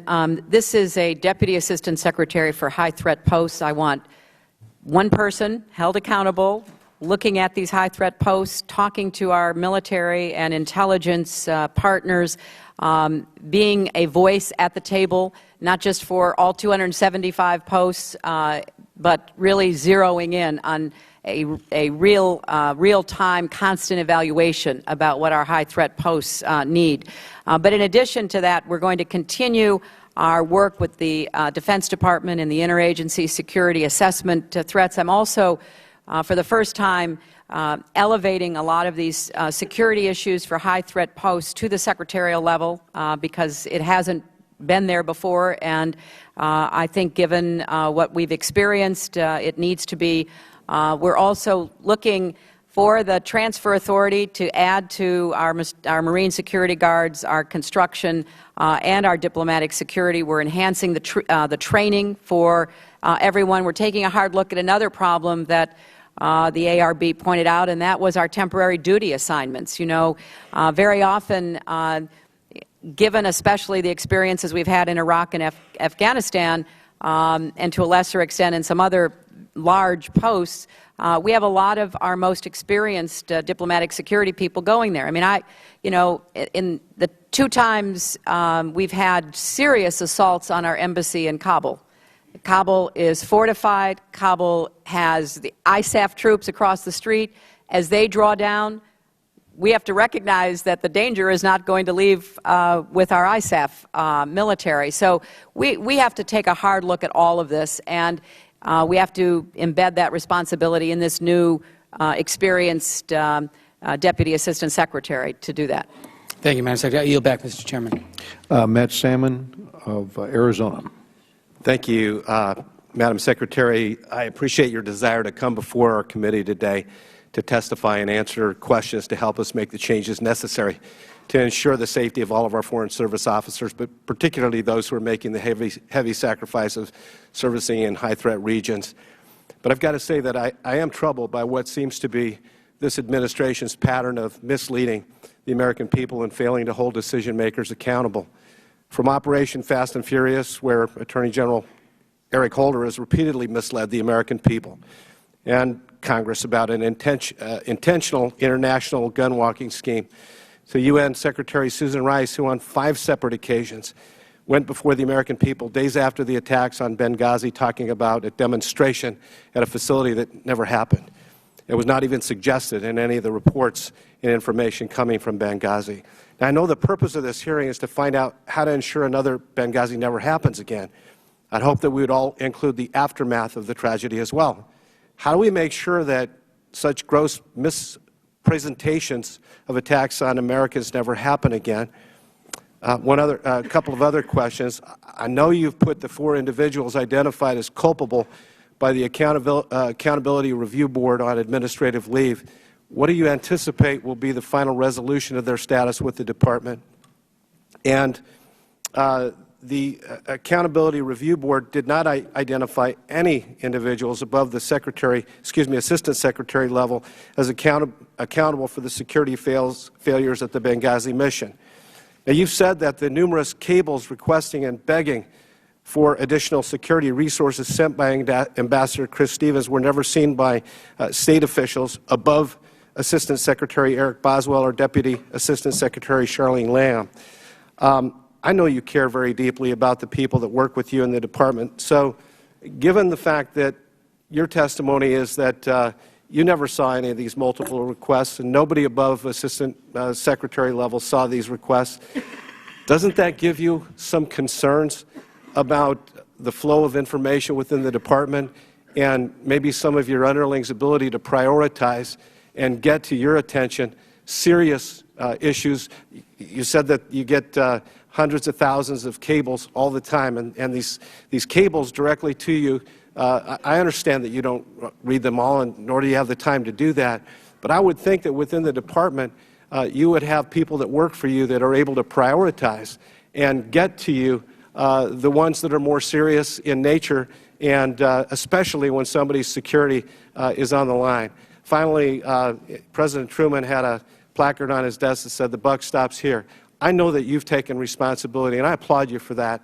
But I really hope that this isn't just an exercise, another exercise in finding lower-level bureaucrats that we can kind of throw under the bus and actually get somewhere with this. Not about a game of gotcha, but how can we fix this for the future? And I yield back the balance, and I'd love your answers. Well, Congressman, that's exactly what I'm intent on doing, and I think the ARB, not I, has made its findings. The reason ARBs were created is to try to take a dispassionate, independent view of what happened and then come up with recommendations that are the responsibility of the department to implement. You know, the ARB makes very clear that Chris Stevens, who probably knew more about Libya than anybody else in our government, did not see a direct threat of an attack of this nature and scale, despite the overall trend of security problems that we faced. And I have to add, neither did the intelligence community. The ARB makes that very clear, that the intelligence community also did not really zero in on the connection between the deteriorating threat environment in eastern Libya and in Benghazi and a direct threat on our compound. So we have work to do. We have work to do inside the department. We have work to do with our partners in the DOD and the intelligence community to constantly be taking in information, making sure it does get to the right people, that it isn't somehow stovepiped or stalled, but that it does rise to decision makers. And I'm committed to improving every way that I can on what the ARB told us to do, on assessing our intelligence. And I think that it's fair to say, Congressman, that we have to do this now because I predict we're going to be, as we saw in Algeria, seeing all kinds of asymmetric threats, not just to our government facilities, but to private sector facilities. In Tunisia, although we protected our embassy, our school was badly damaged. So we have to take a broader view, and I think that the ARB gives us a start, but it's not the whole story. Mr. Grayson from Florida. Thank you, Mr. Chairman. And thank you very much, Secretary Clinton, for your contributions to securing America's place in the world for the past 4 years, and for your contributions toward world peace. The first question I'd like to ask you has to do with the Accountability Review Board's report. The report does identify specifically people who were found to have engaged in the department in systematic failures and deficiencies. I want to be clear about this. You were not one of those people. Is that correct? That's correct. All right. Now, it was identified earlier that a report dating from the 1990s had said that the Secretary should take a personal and active role in security. Have you done that during your 4 years at the State Department? I have been very attuned to the environment in which threats are occurring, the intelligence that is available, certainly not the specific requests and decision-making which rests with the security professionals. All right. Regarding the security professionals, is there anybody now in existence in the department who is responsible for reviewing the itineraries of ambassadors in advance in order to determine whether there is an undue threat to their safety? The general answer to that is no. Ambassadors are given what's called Chief of Mission Authority. Ambassadors, especially those who we ask to go to dangerous posts, are pretty independent folks. Some of them might say, well, what do you think about this or that? But most of them make their own decisions. Chris Stevens did not ask anyone for permission to go to Benghazi. I don't think it would have crossed his mind.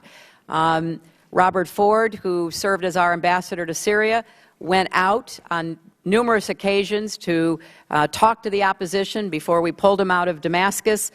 We had very brave ambassadors like Ryan Crocker, one of our very best, who it would be very difficult to say, Ryan, you can't go do this, even though you've decided you should do it. But what we're trying to do is to create a more ongoing discussion between our ambassadors, our bureaus back in the State Department who are regional experts, and our security people, so that at the very least no ambassador is taking an unnecessary risk, however that is defined. Well, with regard to Ambassador Stevens, certainly it was brave of him to go to Benghazi on the days that he did. I have to ask you honestly, though, was there anything in his itinerary on the 10th or the 11th that actually specifically required his personal presence? Well, he certainly thought so, Congressman, and he did, of course, discuss this with his own security people. Remember, we do have regional security officers in these posts. They are the ones that an ambassador will turn to. He believed that it was important for him to go to Benghazi. There were a number of meetings that he was holding and some public events that he had on his schedule. And, he was someone who really believed strongly he had to get out there. And I think, as the ARB has pointed out, he was given great deference by the rest of the government. Do you have any concept of the number of American troops it might have taken to actually create a totally secure environment for him in Benghazi on September 10th and 11th? No, the number of diplomatic security personnel requested in the cables was 5. There were 5 there that night with him, plus there was a mutual understanding with the annex that had a much more heavily armed presence because of the work that they were doing in the region. It is very difficult to, in retrospect, really anticipate what might have been. One of the RSOs who had served in Libya said the kind of attack that the compound suffered had not been anticipated. We had gotten used to, preparing for car bombs and suicide bombers and things like that, but this was of a different nature. And we even saw that at the annex, which was much more heavily fortified, had much more heavy military equipment. We lost 2 of our best and had one of our diplomatic security officers badly injured. He's still at Walter Reed. So even the annex, which had more assets in the face of the attack, was suffering losses that night. Thank you very much. Mr. Marino of Pennsylvania. Good afternoon, Madam Secretary. In August of 2012, prior to the Benghazi attack, the Library of Congress published a report on behalf of a division of DoD called Al-Qaeda in Libya, a profile. This report outlined Al-Qaeda's growing presence in Libya, particularly in East Libya, where Benghazi is located. Something was especially alarming to me in this DoD report was the mention that Ansar al-Sharia and other al-Qaeda groups in Libya have adopted the black flag, which symbolizes commitment to violent jihad promoted by al-Qaeda senior leaders. In my hand, I hold a picture of the flag that the Department of State identified to be a prominent issuance of this flag and on the rise in Libya. I also hold a picture of the same flag, same type of flag, in Tunisia, where the protesters were outside the embassy there. In addition, I have a picture was taken in Cairo at the U.S. Embassy, where demonstrations took place. Another picture in Jordan at the U.S. Embassy, where protests took place. In Bahrain, over 2,000 protesters who burned numerous U.S. and Israeli flags, again at the embassy. In Kuwait, U.S. Embassy, 500 demonstrators chanting Obama, we are all Osama, the flag again. And finally, in Libya, the U.S. compound, the flag was flown there and carried through the streets as well. My question, Madam Secretary, is, were you aware of this DoD report prior to the terrorist attack in Benghazi? Well, I was certainly aware of a number of reports from throughout our government. I don't know of the specific one that you're referring to. There were DOD reports, intelligence community reports, State Department reports, talking about the decreasing or the increasing threat environment in eastern Libya. That was what we were trying to address with the Libyans. And remember, the election in July in Libya brought to victory what we would consider moderates, people who had a very different view of the kind of future than certainly al-Qaeda or any of these militants have. But there's going to be a struggle. There's going to be a struggle in this region, and the United States has to be as effective in partnering with the non-jihadists, whether they fly a black flag or any other color flag, I clearly to be understand successful. that, Madam Secretary. What? I clearly understand that. However, this flag was pointed out to be affiliated with al-Qaeda, terrorists who attack and kill United States citizens and other individuals around the world. Did anyone in your department below you, were they aware of this report and these photos prior to? And don't you think they should have brought this to your attention? Well, what I'm trying to say, Congressman, is I am well aware that there were people claiming to be associated with al-Qaeda that were attempting to influence militias, attempting to exercise more authority, along with a number of other groups that didn't necessarily work under that flag, but had the same militant jihadist mentality. So yes, I was certainly aware of that, and so was Chris Stevens, and so was our team in Libya. But my point is, this flag kept coming up, and you did not think that that was important enough to increase security when, after how many embassies where this flag was shown in demonstrations? I personally think that it would demand an increase in security, and those below you that might have known this should have brought that to your attention. Well, I come from industry, I come from the government, and there are individuals that just have to be cut loose when they're not performing their tasks. Are these 3 people that are on leave, are they still being paid? They are on administrative leave, and under federal law and regulations, they are still being paid. What's the holdup?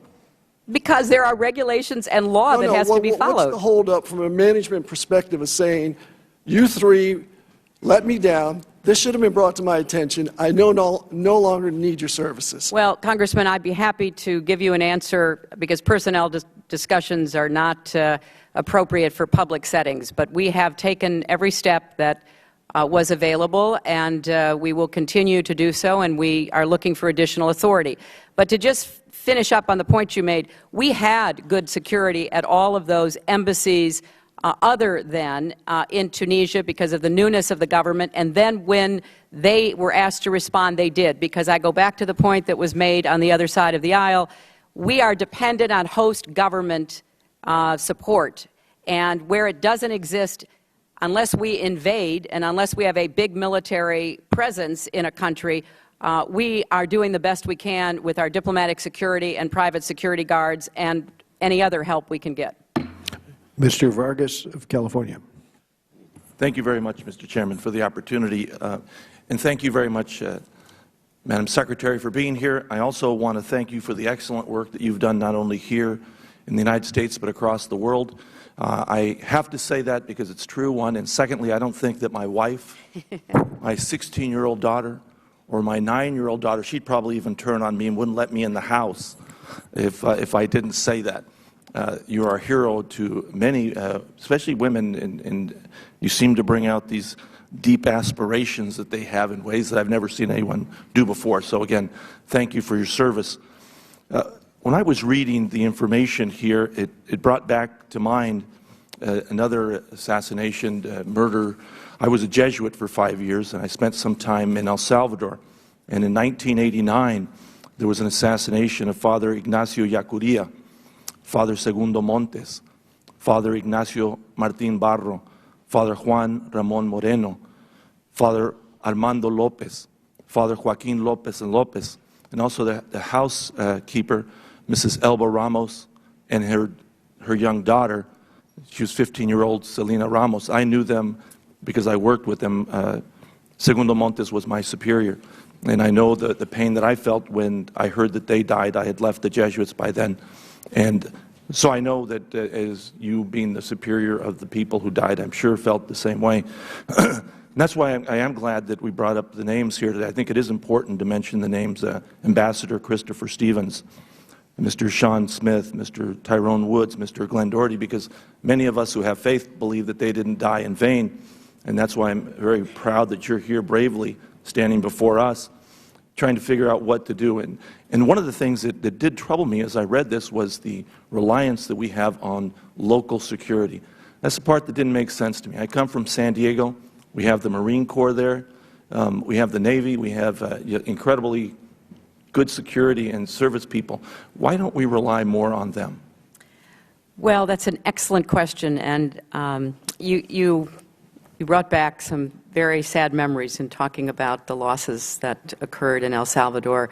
You know, we do rely primarily on host nation support, but we have to take a harder look at the commitment and the capacity of these host nations. And therefore, in places all over the world, we also have private security guards, some armed, some unarmed. We have Marine Guards at many places, about 150, who at least are demonstrating a line of defense. But we have to do more. And when you ask, why do we rely on these? Well, in part because we don't have military assets everywhere.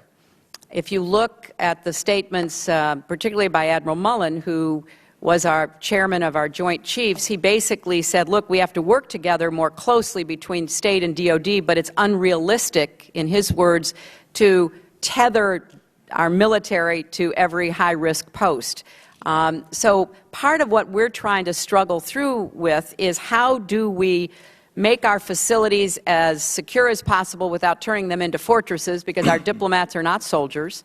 How do we have reliable private security? The February 17th Brigade was a Libyan government-supported militia that started defending Chris Stevens when he showed up before Gaddafi fell. They had been reliable, they had been responsive, but they were not particularly available during those first minutes and hours of the attack on our compound. So we also had contracted with a private security company that had a permit to operate in Libya, because, you know, the United States, unless we go into a country with massive military force, we, you know, go in and we follow the rules of the country.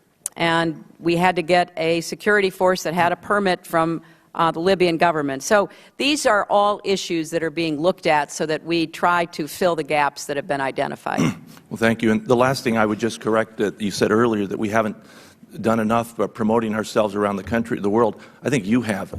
I think you've done a fantastic job, and other than President Kennedy, I don't know of anyone that's had a better image in Latin America, so we thank you. Thank you very much, Congressman. We go now to Mr. Duncan of South Carolina.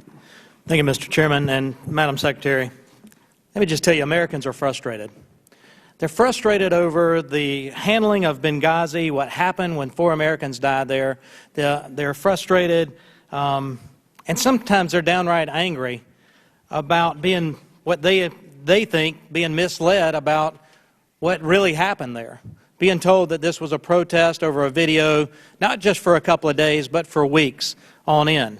And then they're frustrated when they see comments from you this morning when you said, what difference at this point does it make? I'll tell you what difference it makes. It makes a difference when Americans think they were misled about something for political reasons. In the hearing this morning, you mentioned that we were clear-eyed about the threats and dangers as they were developing in eastern Libya. Madam Secretary, if you were really, in your words, clear-eyed about the levels of threat to our consulate in Benghazi or our special mission in Benghazi, then you should have known about Chris Stevens' memo, I believe, of 16 August, that said our consulate could not be defended from a coordinated attack. Questions Americans have is, did he expect an attack? If you were clear-eyed, then why did your department reject the request, I believe on 7 June, for 16 additional security agents, the site security team that would have been funded by DOD, not a DOD state expenditure? If you were clear-eyed, shouldn't you have known that there was no real Libyan government to turn to for security assistance? You answered that question for Mr. Meeks earlier when you said there was you were unsure about the Libyan government and their ability to provide that assistance. If you were clear-eyed, were you clear-eyed about the al-Qaeda's displeasure with who we seem to be supporting during the summer elections, the moderate that was elected? If you were clear-eyed, shouldn't you have known that al-Qaeda roamed freely in and around Benghazi? As my friend from Pennsylvania pointed out, there were al-Qaeda flags not just at the protests, there were al-Qaeda flags flying all over Benghazi. If you were clear-eyed, were you clear-eyed when the Brits left Benghazi because they had the attack? Why did 4 Americans die? What was so important that Ambassador Stevens, if he knew there was a security threat in Benghazi, he went there on September 10th and 11th and gave his life for our country? What was so important for him to go to eastern Libya, knowing all these threats, knowing the memos are clear? And I think you misspoke earlier when you said that you didn't know of any requests that were denied for more security. June 7th, email exchange between Ambassador Stevens and John Moretti when he requested for one MSD team, or actually an additional MSD team, and the reply from John Moretti said, unfortunately, MSD cannot support the request. There was a request made for more security, and it was denied on June 7th. And so, Madam Secretary, you let the consulate become a death trap, and that's national security malpractice. You've said you take responsibility. What does responsibility mean, Madam Secretary? You're still in your job, and there are 4 people at the Department of State that have culpability in this that are still in their jobs. I heard the answer about firing or removing personnel. I get that, but this was gross negligence. At what point in time can our administration and can our government fire someone whose gross negligence left 4 Americans dead in Benghazi? What does the word responsibility mean to you, Madam Secretary? I think I've made that very clear, Congressman, and let me say that we've come here and made a very open, transparent presentation. I did not have to declassify the ARB. I could have joined 18 of the other ARBs under both Democratic and Republican administrations, kept it classified, and then, just said goodbye. That's not who I am. That's not what I do. And I have great confidence that the Accountability Review Board did the job they were asked to do, made the recommendations that they thought were based on evidence, not on emotion. There was a lot of evidence, reclaiming my time, there was a lot of evidence that led up to the security situation. I'm sorry, Congressman. You mentioned transparency. You haven't provided the call logs of messages, instant messages, during the attack between the Post and the Operations Center. In an era of transparency, will you release these communications between Benghazi, Tripoli, and Washington? I will get an answer to you on that, but I will tell you once more, the reason we have accountability review boards is so that we take out of politics, we take out of emotion what happened, and we try to get to the truth. I think this very distinguished panel did just that, and we are working diligently overtime to implement their recommendations. That is my responsibility. I'm going to do everything I can before I finish my tenure. And I would also, going back to your first point and about the concerns that people you represented have expressed about statements that were made, I would refer you both to the unclassified version of the ARB, where after months of research and talking to more than 100 witnesses, the picture is still very complicated about what happened that night. There are key questions, I'm quoting, surrounding the identity, actions, and motivations of the perpetrators that remain to be determined, and I recommend that every member read the classified version, which goes into greater detail that I cannot speak to here today. It was a terrorist attack. It's pretty clear what the motivation was. Mr. Schneider. Madam Secretary, let me again thank you for joining us. Thank you for opening up the ARB report. We are grateful. And let me also echo the words of my colleagues and extend my own personal gratitude for your service. You did our nation well and made our people proud. You've done an extraordinary job as our nation's top diplomat, and you will be sorely missed. The Benghazi attack claimed the lives of 4 brave Americans, including Ambassador Chris Stevens, who had done so much to liberate the Libyan people. Despite the risk involved, he returned to that country as our ambassador because he knew the important work of building a new Libya remained unfinished. America's diplomatic corps dedicate their lives to promoting Americans' interests abroad and knowingly put themselves in danger to serve their country. While we know that these jobs are not without risk, we must do more to support our diplomats. I am pleased that the State Department conducted a serious investigation, and I appreciate that you have already stated that you will accept every one of the 29 review board's recommendations. The State Department is increasingly operating in high-threat locations throughout the world, requiring our diplomats to be stationed further afield and closer to dangers on the ground. This not only raises the security risks faced by our diplomats and development experts, but also places a strain on existing resources. As we move forward, how will the State Department evaluate the benefits to U.S. interests from having an official presence in a given location versus the security risks faced by that diplomatic mission? How do you expect the Department will weigh the physical and technical personnel and political costs as opposed to the gains of operating in frontline states? And last, what changes do you think these demands will require vis-a-vis people and other resources at the State Department? Those are very important questions, and I can't do justice to them in the time left, but we will certainly get you additional written information. But let me briefly say, Congressman, that I ordered the first ever quadrennial diplomacy and development review because I served on the Armed Services Committee, where we get every 4 years a quadrennial defense review, which really does help the Armed Services Committees in both houses plan for their authorization. And I wanted to lay the groundwork for us to do the same with the State Department. In that document, we began what is a very difficult analysis about how to balance and mitigate risk versus presence. It was one of the most challenging aspects of the QDDR process, and we have an ongoing effort underway. Because if you talk to many of our ambassadors, especially the experienced ones, they really don't want to be told by Washington or anybody where they can go, when they can go, what they can do. They've been in the Foreign Service 10, 20, 30 years or more, and they believe in their missions, and they believe they have a better sense of how to evaluate risk. At the same time, we do have to be conscious of and make difficult decisions about how to protect not just ambassadors, but all of our personnel and their families in these high-risk posts. It is a constant debate, Congressman. We have authorized departure, we have ordered departure, and it is something that we take very seriously when we do it.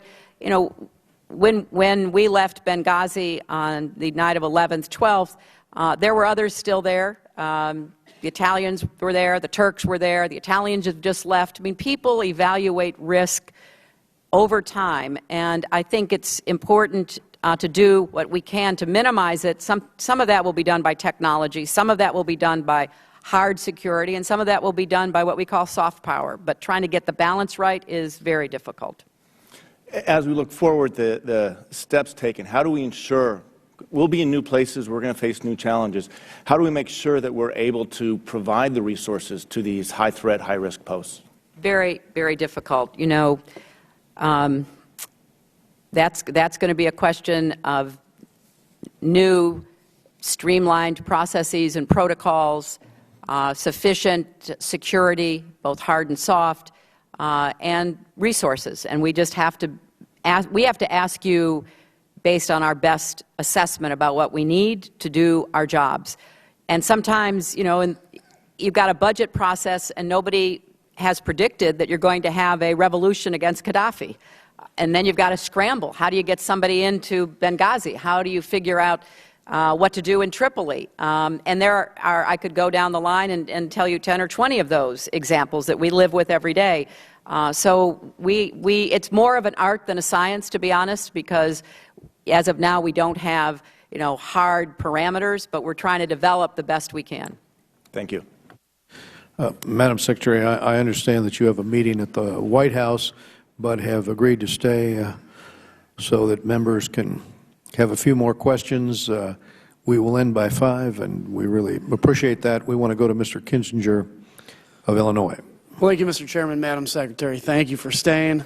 I really appreciate it. I appreciate your service to your country. And, you know, we, as was mentioned earlier, we look forward to your next steps. We'll see what happens. Let me just say, I'm actually an Air Force pilot, and I have a few concerns I want to lay out here. One of the first things I was told as a pilot in the military is that your country will never leave you behind.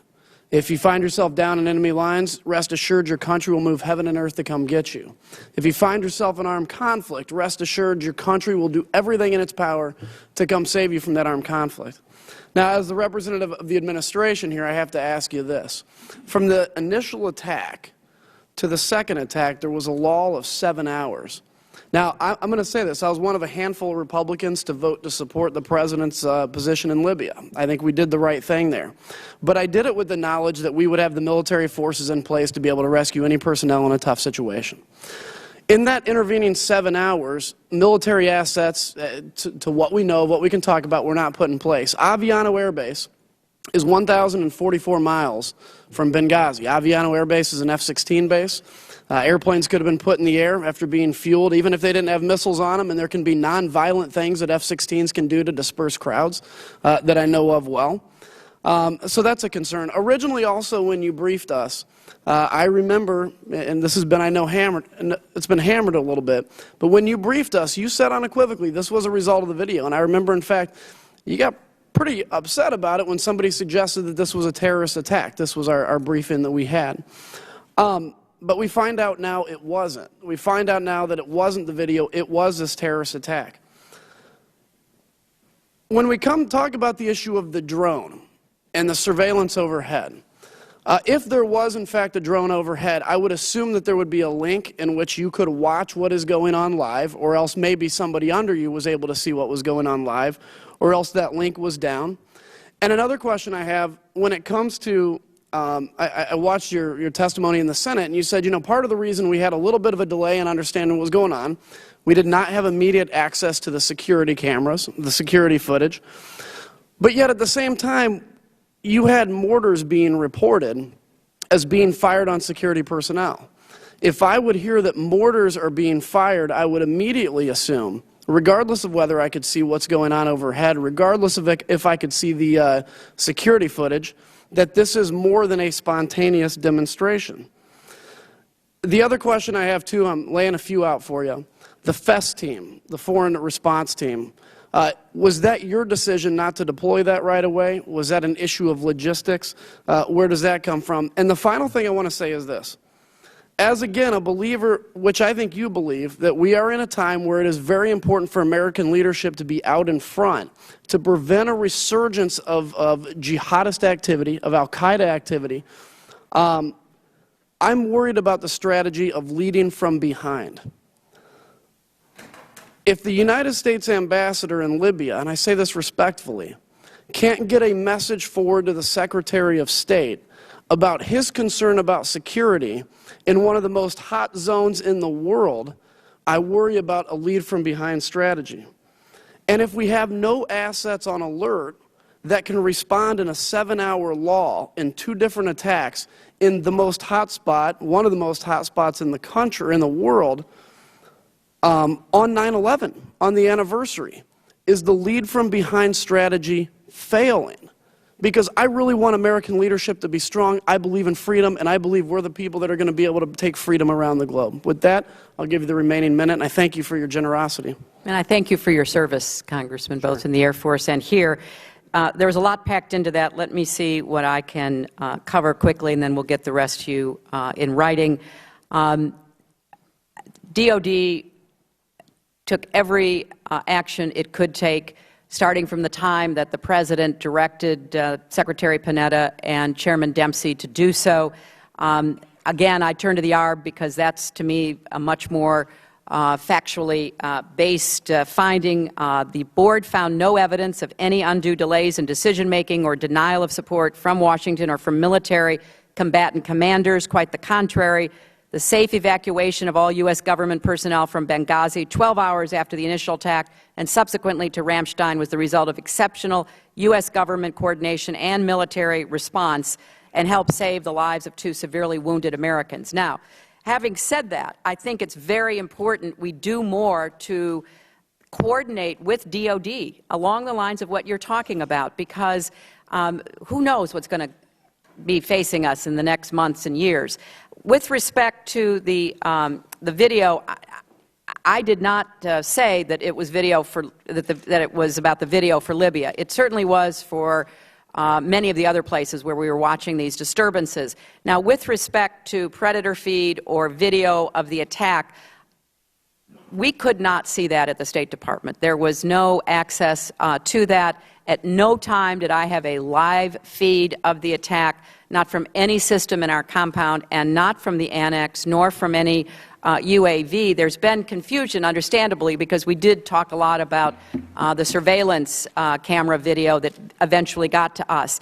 I will give you more information about that because I think it is important to understand how this happened. And as you know, Congressman, the annex was not under my authority, so information was flowing into another agency, more than one other agency, and those people were incredibly brave but overwhelmed as well. Mr. Kennedy of Massachusetts.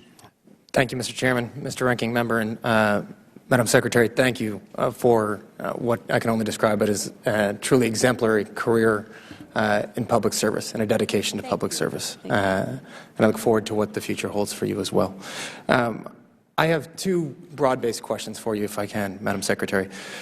You now have obviously held this office for 4 years, and an extraordinarily challenging time in our history. We've recently passed the 2-year anniversary of the Arab Awakening. We're seeing the recent headlines, emerging threats from Algeria and Mali across northern Africa, spreading out through the Middle East, Iran, Pakistan, Afghanistan. As you close on your tenure, I was wondering if you might be willing to share some important lessons learned from the time that you've spent in this post and enlighten us as to what Congress can do to help respond and even get in front of these threats as we move forward. And related to that, if I may, assuming that you're going to say what you've said a couple of times about increased engagement at the ground level, how do we do that in areas that are unstable, where we need to depend on local governments or local security forces that, quite frankly, we've seen don't have the ability to provide the type of security that our diplomats are going to demand? Well, Congressman, it's wonderful to see you here, and I thank you for your interest in looking sort of into the future. Let me just make a couple of points. First, we have a lot of tools that we don't use as well as we should. I think we've abdicated the broadcasting arena, where both in TV and radio, which are considered kind of old-fashioned media, are still very important in a lot of these ungoverned areas, a lot of these difficult places where we're trying to do business. And I think we have to get our act together. I would hope that this committee would pay attention to the Broadcasting Board of Governors, which is in desperate need of assistance, intervention, and change. I think, too, social media is a great tool. We've begun trying to use it much more in the State Department, and not to communicate with just leaders and officials, but really, as you say, get down into the grassroots. I started 2 organizations to deal with countering violent extremism. One, a new operation inside the State Department that is staffed with interagency experts, so that, I'm not saying anything that's classified, but it's beginning to try to respond to al-Qaeda and other jihadist propaganda. So if they put up a video which talks about how terrible Americans are, we put up a video which talks about, how terrible they are. We're trying to meet them in the media channels that they are communicating with people. We're also at the beginning of an organization I helped to stand up, the Global Counterterrorism Forum, because if we don't work with partners and understand more effectively how to counter violent extremism, how to stop recruiters, how to turn families and communities against these jihadists, there will be a constant flow of them. So we have to be smarter about that. And there are other things that I would like to share with you and others on the committee who are interested. I often, it's not a perfect analogy, but I would say that, our fight against international communism, against the Soviet Union, during the Cold War, we did a lot of things really well. I mean, we kept people's hopes alive. We communicated with freedom lovers and advocates behind the Iron Curtain. We did it through media. We did it through our values. Well, I think we've got a similar challenge, even though it's a very different world. And let's get smart about it. And let's figure out how we're going to put some points on the board, so to speak, in dealing with both governments and populations. And if I could just I know that Representative Duncan has left, but his question took me a little by surprise because our Ops Center does not do instant messaging. So the reason you haven't gotten instant messaging is we don't do instant messaging. So I wanted to put that into the record and hope that his staff or someone will convey that to him. Thank you. Thank you. Thank you. We'll go to Mr. Brooks of Alabama. Thank you, Mr. Chairman and Secretary Clinton. It's an honor to be here today, and I want to thank you for the time that you spent with us and with the Senate, for that matter. I'm sure it's been a long day. It's been my experience that truth without credibility is meaningless, and credibility, once lost, is difficult to reacquire. My concern is the degree to which false statements about Benghazi have damaged America's credibility, not only here, but also abroad. I don't focus on any of your statements in that regard. Rather, I focus on some others. On September 16, 2012, on Meet the Press, Ambassador Susan Rice stated, and I quote, "What happened in Benghazi was in fact initially a spontaneous reaction to what had just transpired hours before in Cairo, almost a copycat of the demonstrations against our facility in Cairo, which were prompted, of course, by the video," end quote. Let me break this statement down into three parts, if I might, and I'd ask you to confirm, based on the data we now have, whether her comments were true or false. Secretary Clinton, is Ambassador Rice's statement that Benghazi was a spontaneous reaction to the Cairo protests factually accurate? Well, I think if you look at the ARB finding, Congressman, there is still question about what caused it, so I don't want to mislead you in any way. That is not the weight of the evidence right now, but I think until the FBI completes its investigation, we're not going to know all the reasons why these people showed up with weapons and stormed our compound. Well, Secretary Clinton, is Ambassador Rice's statement that Benghazi was a copycat of the Cairo demonstrations factually accurate? Well, it turned out not to be, because the Cairo demonstrations were not heavily armed, and we did eventually get host nation security support. So there were differences. But again, I would say that Secretary Rice conveyed information that had been provided by the intelligence community and the interagency process. I'm not trying to go into the process right now. I'm just trying to determine what the truth is as best we know at this time. Secretary Clinton, is Ambassador Rice's statement that Benghazi was, quote, prompted, of course, by an anti-Muslim video, end quote, put on the Internet in the United States, factually accurate? I'd have to go back to my first answer, Congressman, and just say that we don't know all the motivations, so I don't want to give a sweeping answer as to what prompted those men to come out that night and attack our compound. Okay. Well, on September 16th, the very same day, UN Ambassador Susan Rice made her statements to the American people in the world. Libyan President Mohammed Magharov said on NPR that, quote, "The idea that this criminal and cowardly act was a spontaneous protest that had just spun out of control is completely unfounded and preposterous. We firmly believe that this was a pre-calculated, pre-planned attack that was carried out specifically to attack the United States Consulate," end quote. As we now know, from everything I have read at least, the Libyan president told the truth.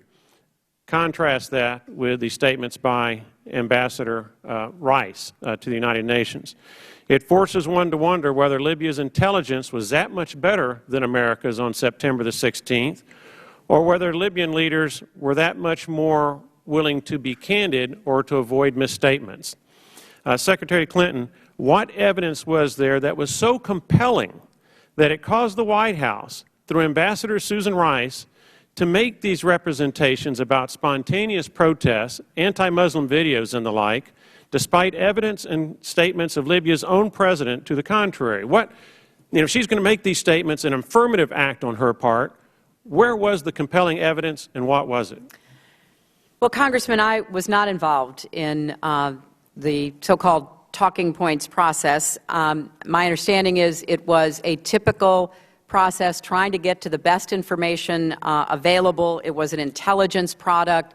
They are, as I again understand it, working with their committees of jurisdiction to try to unpack that. But I will say that all of the senior administration officials, including Ambassador Rice, who spoke publicly to this terrible incident, had the same information from the intelligence community. If I might interject, I appreciate your response so far, but if you're not familiar with any compelling evidence that would support the statements made by Ambassador Rice, who would know? Well, there was evidence, and the evidence was being sifted and analyzed by the intelligence community, which is why the intelligence community was the principal decider about what went into talking points. And there was also the added problem of nobody wanting to say things that would undermine the investigation. So it was much more complex than I think we're giving it credit for, sir. Thank you for your candor, and thank you for your time, Mr. The Chairman. ranking member and I have discussed going to 3 minutes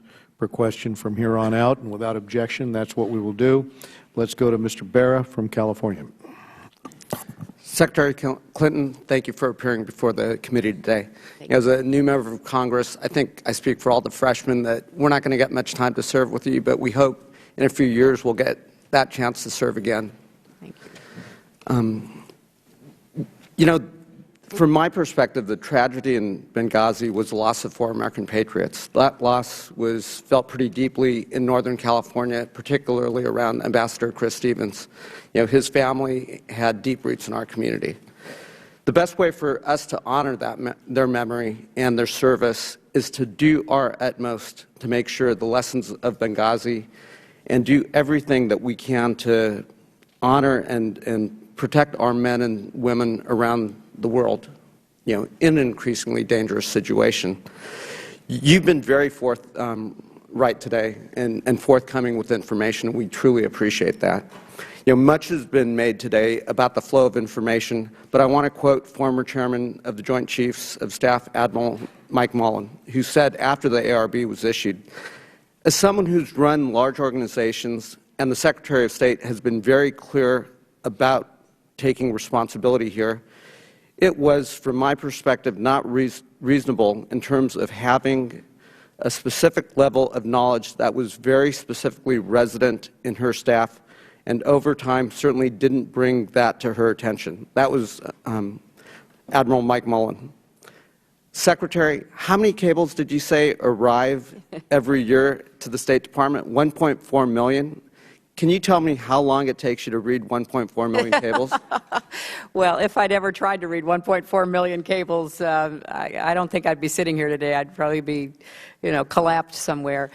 I appreciated what Admiral Mullen said, because when you do sit on top of large organizations, in his case, the United States military, which is huge, and in my case, the State Department and USAID, you put into place processes, and you have to trust the judgment, the good sense of the people in your organization. So those 1.43 million cables, they come into the State Department.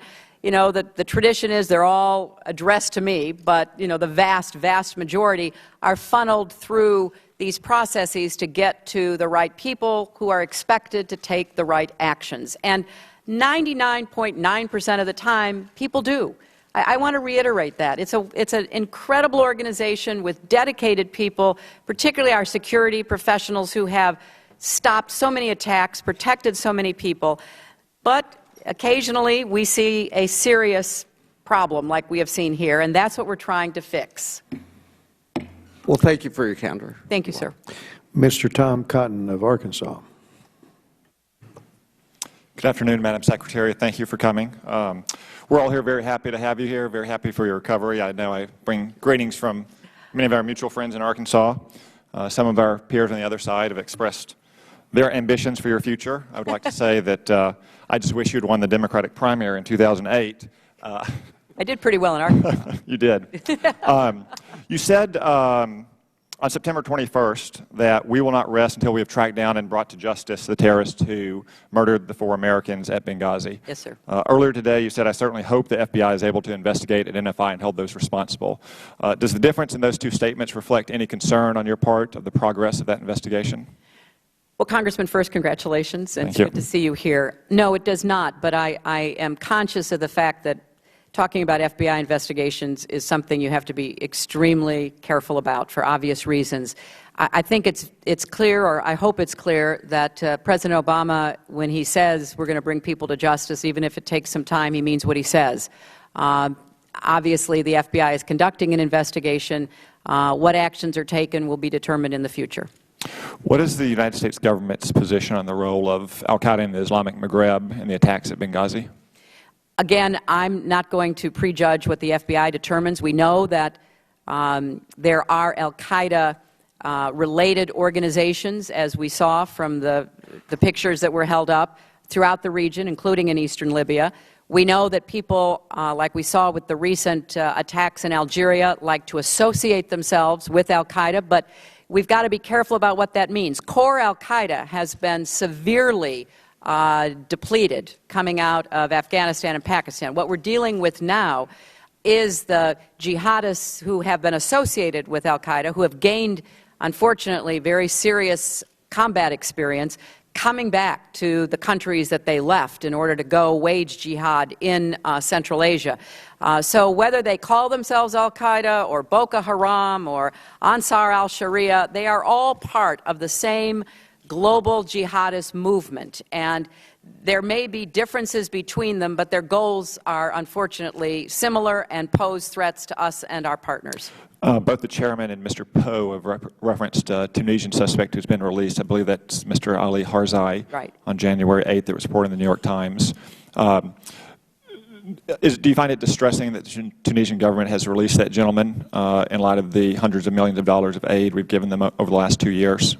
At this point, Congressman, I do not, for 2 reasons. First, I had a long conversation with high-ranking Tunisian officials about this, as did Director Mueller of the FBI when he was there in person. We have been assured that there was an effort to have rule of law, judicial process, sufficient evidence not yet available to be presented, but a very clear commitment made to us that they will be monitoring the whereabouts of Harzai, and we're going to hold them to that and watch carefully. Thank you, Madam Secretary. Mr. Lowenthal of California. Thank you, Madam Secretary.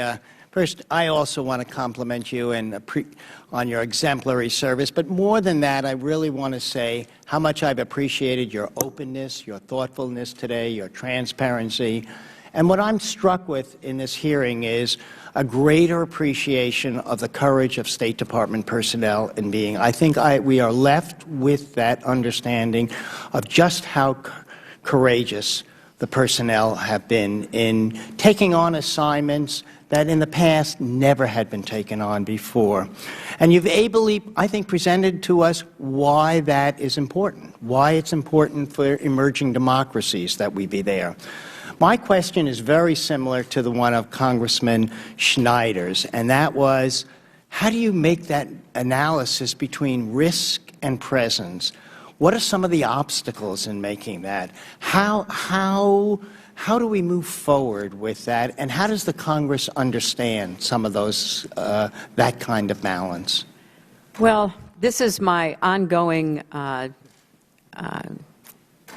hope that we can get it more right than wrong. Let me just make a few points because it's an issue that I hope this committee takes very seriously.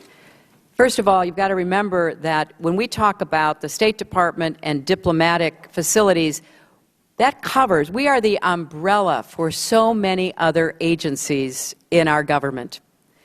If we were not there, many of those agencies' representatives would have a difficult time being there.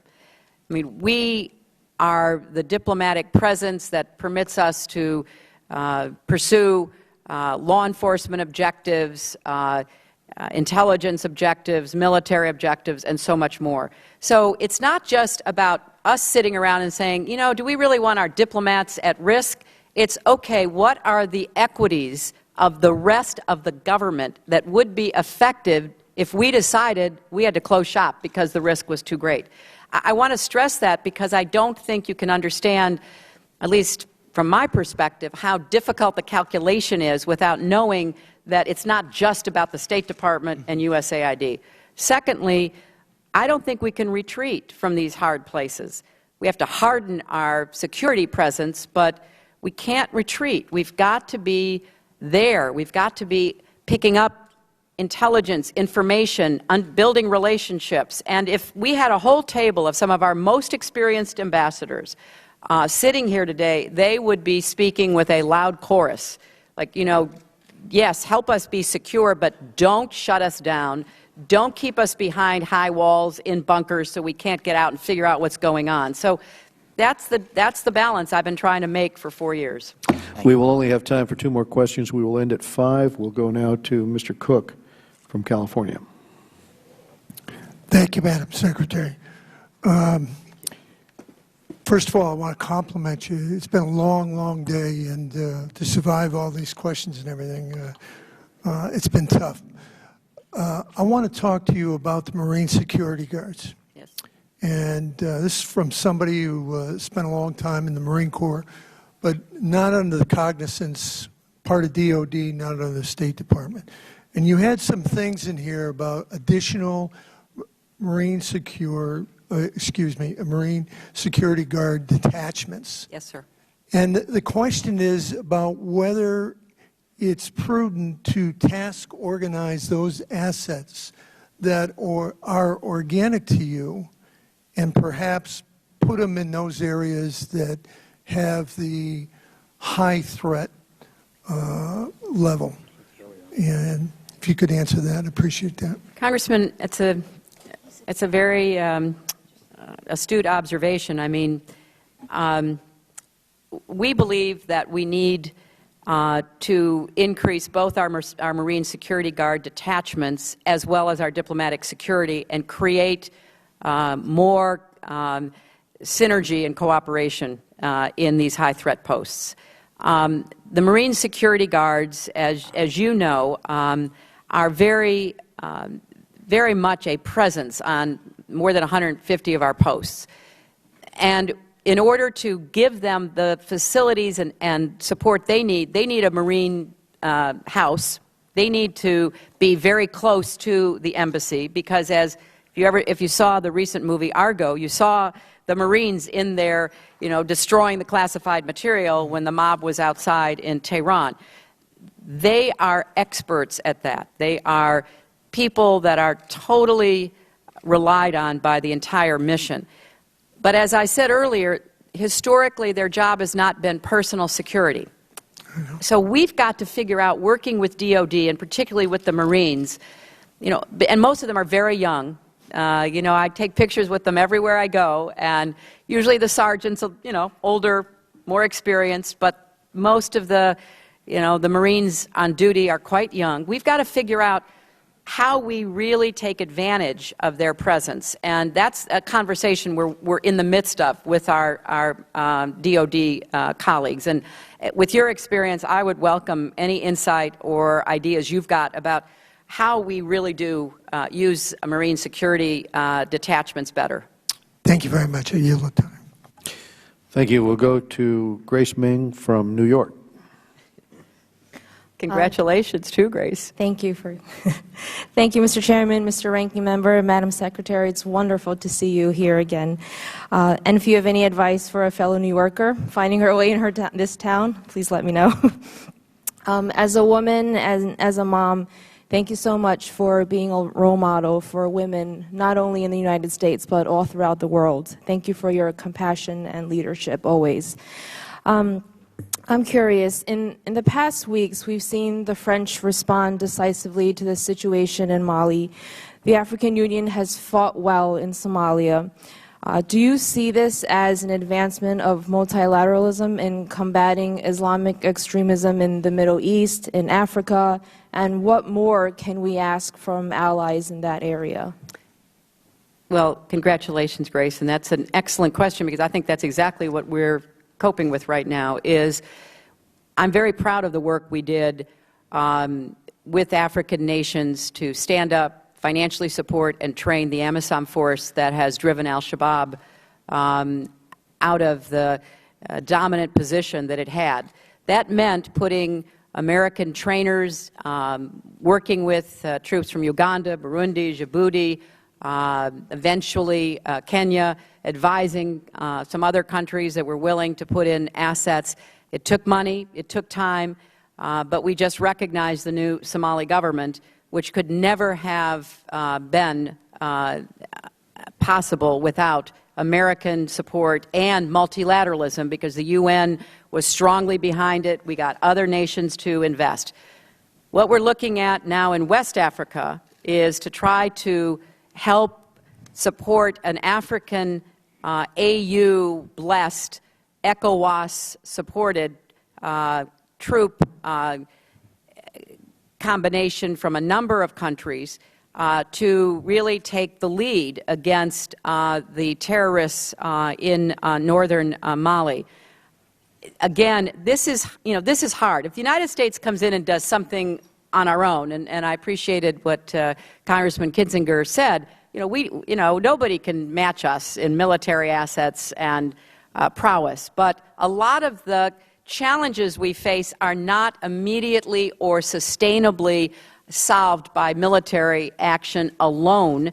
Therefore, we've got to get countries in the region to increase their border security, to increase their anti-terrorist, counter-terrorist efforts inside their own borders. We have a lot to do now in West Africa.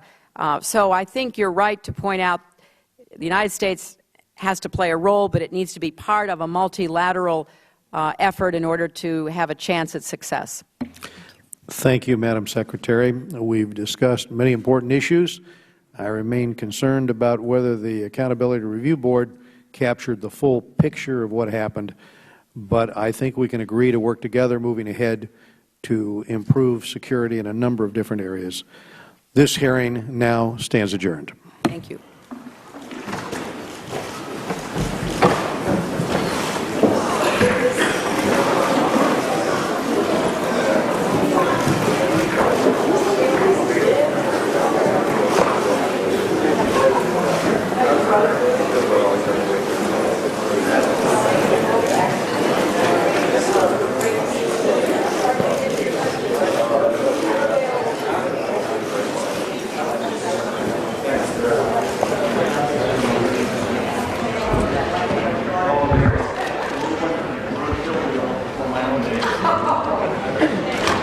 So what you think of it?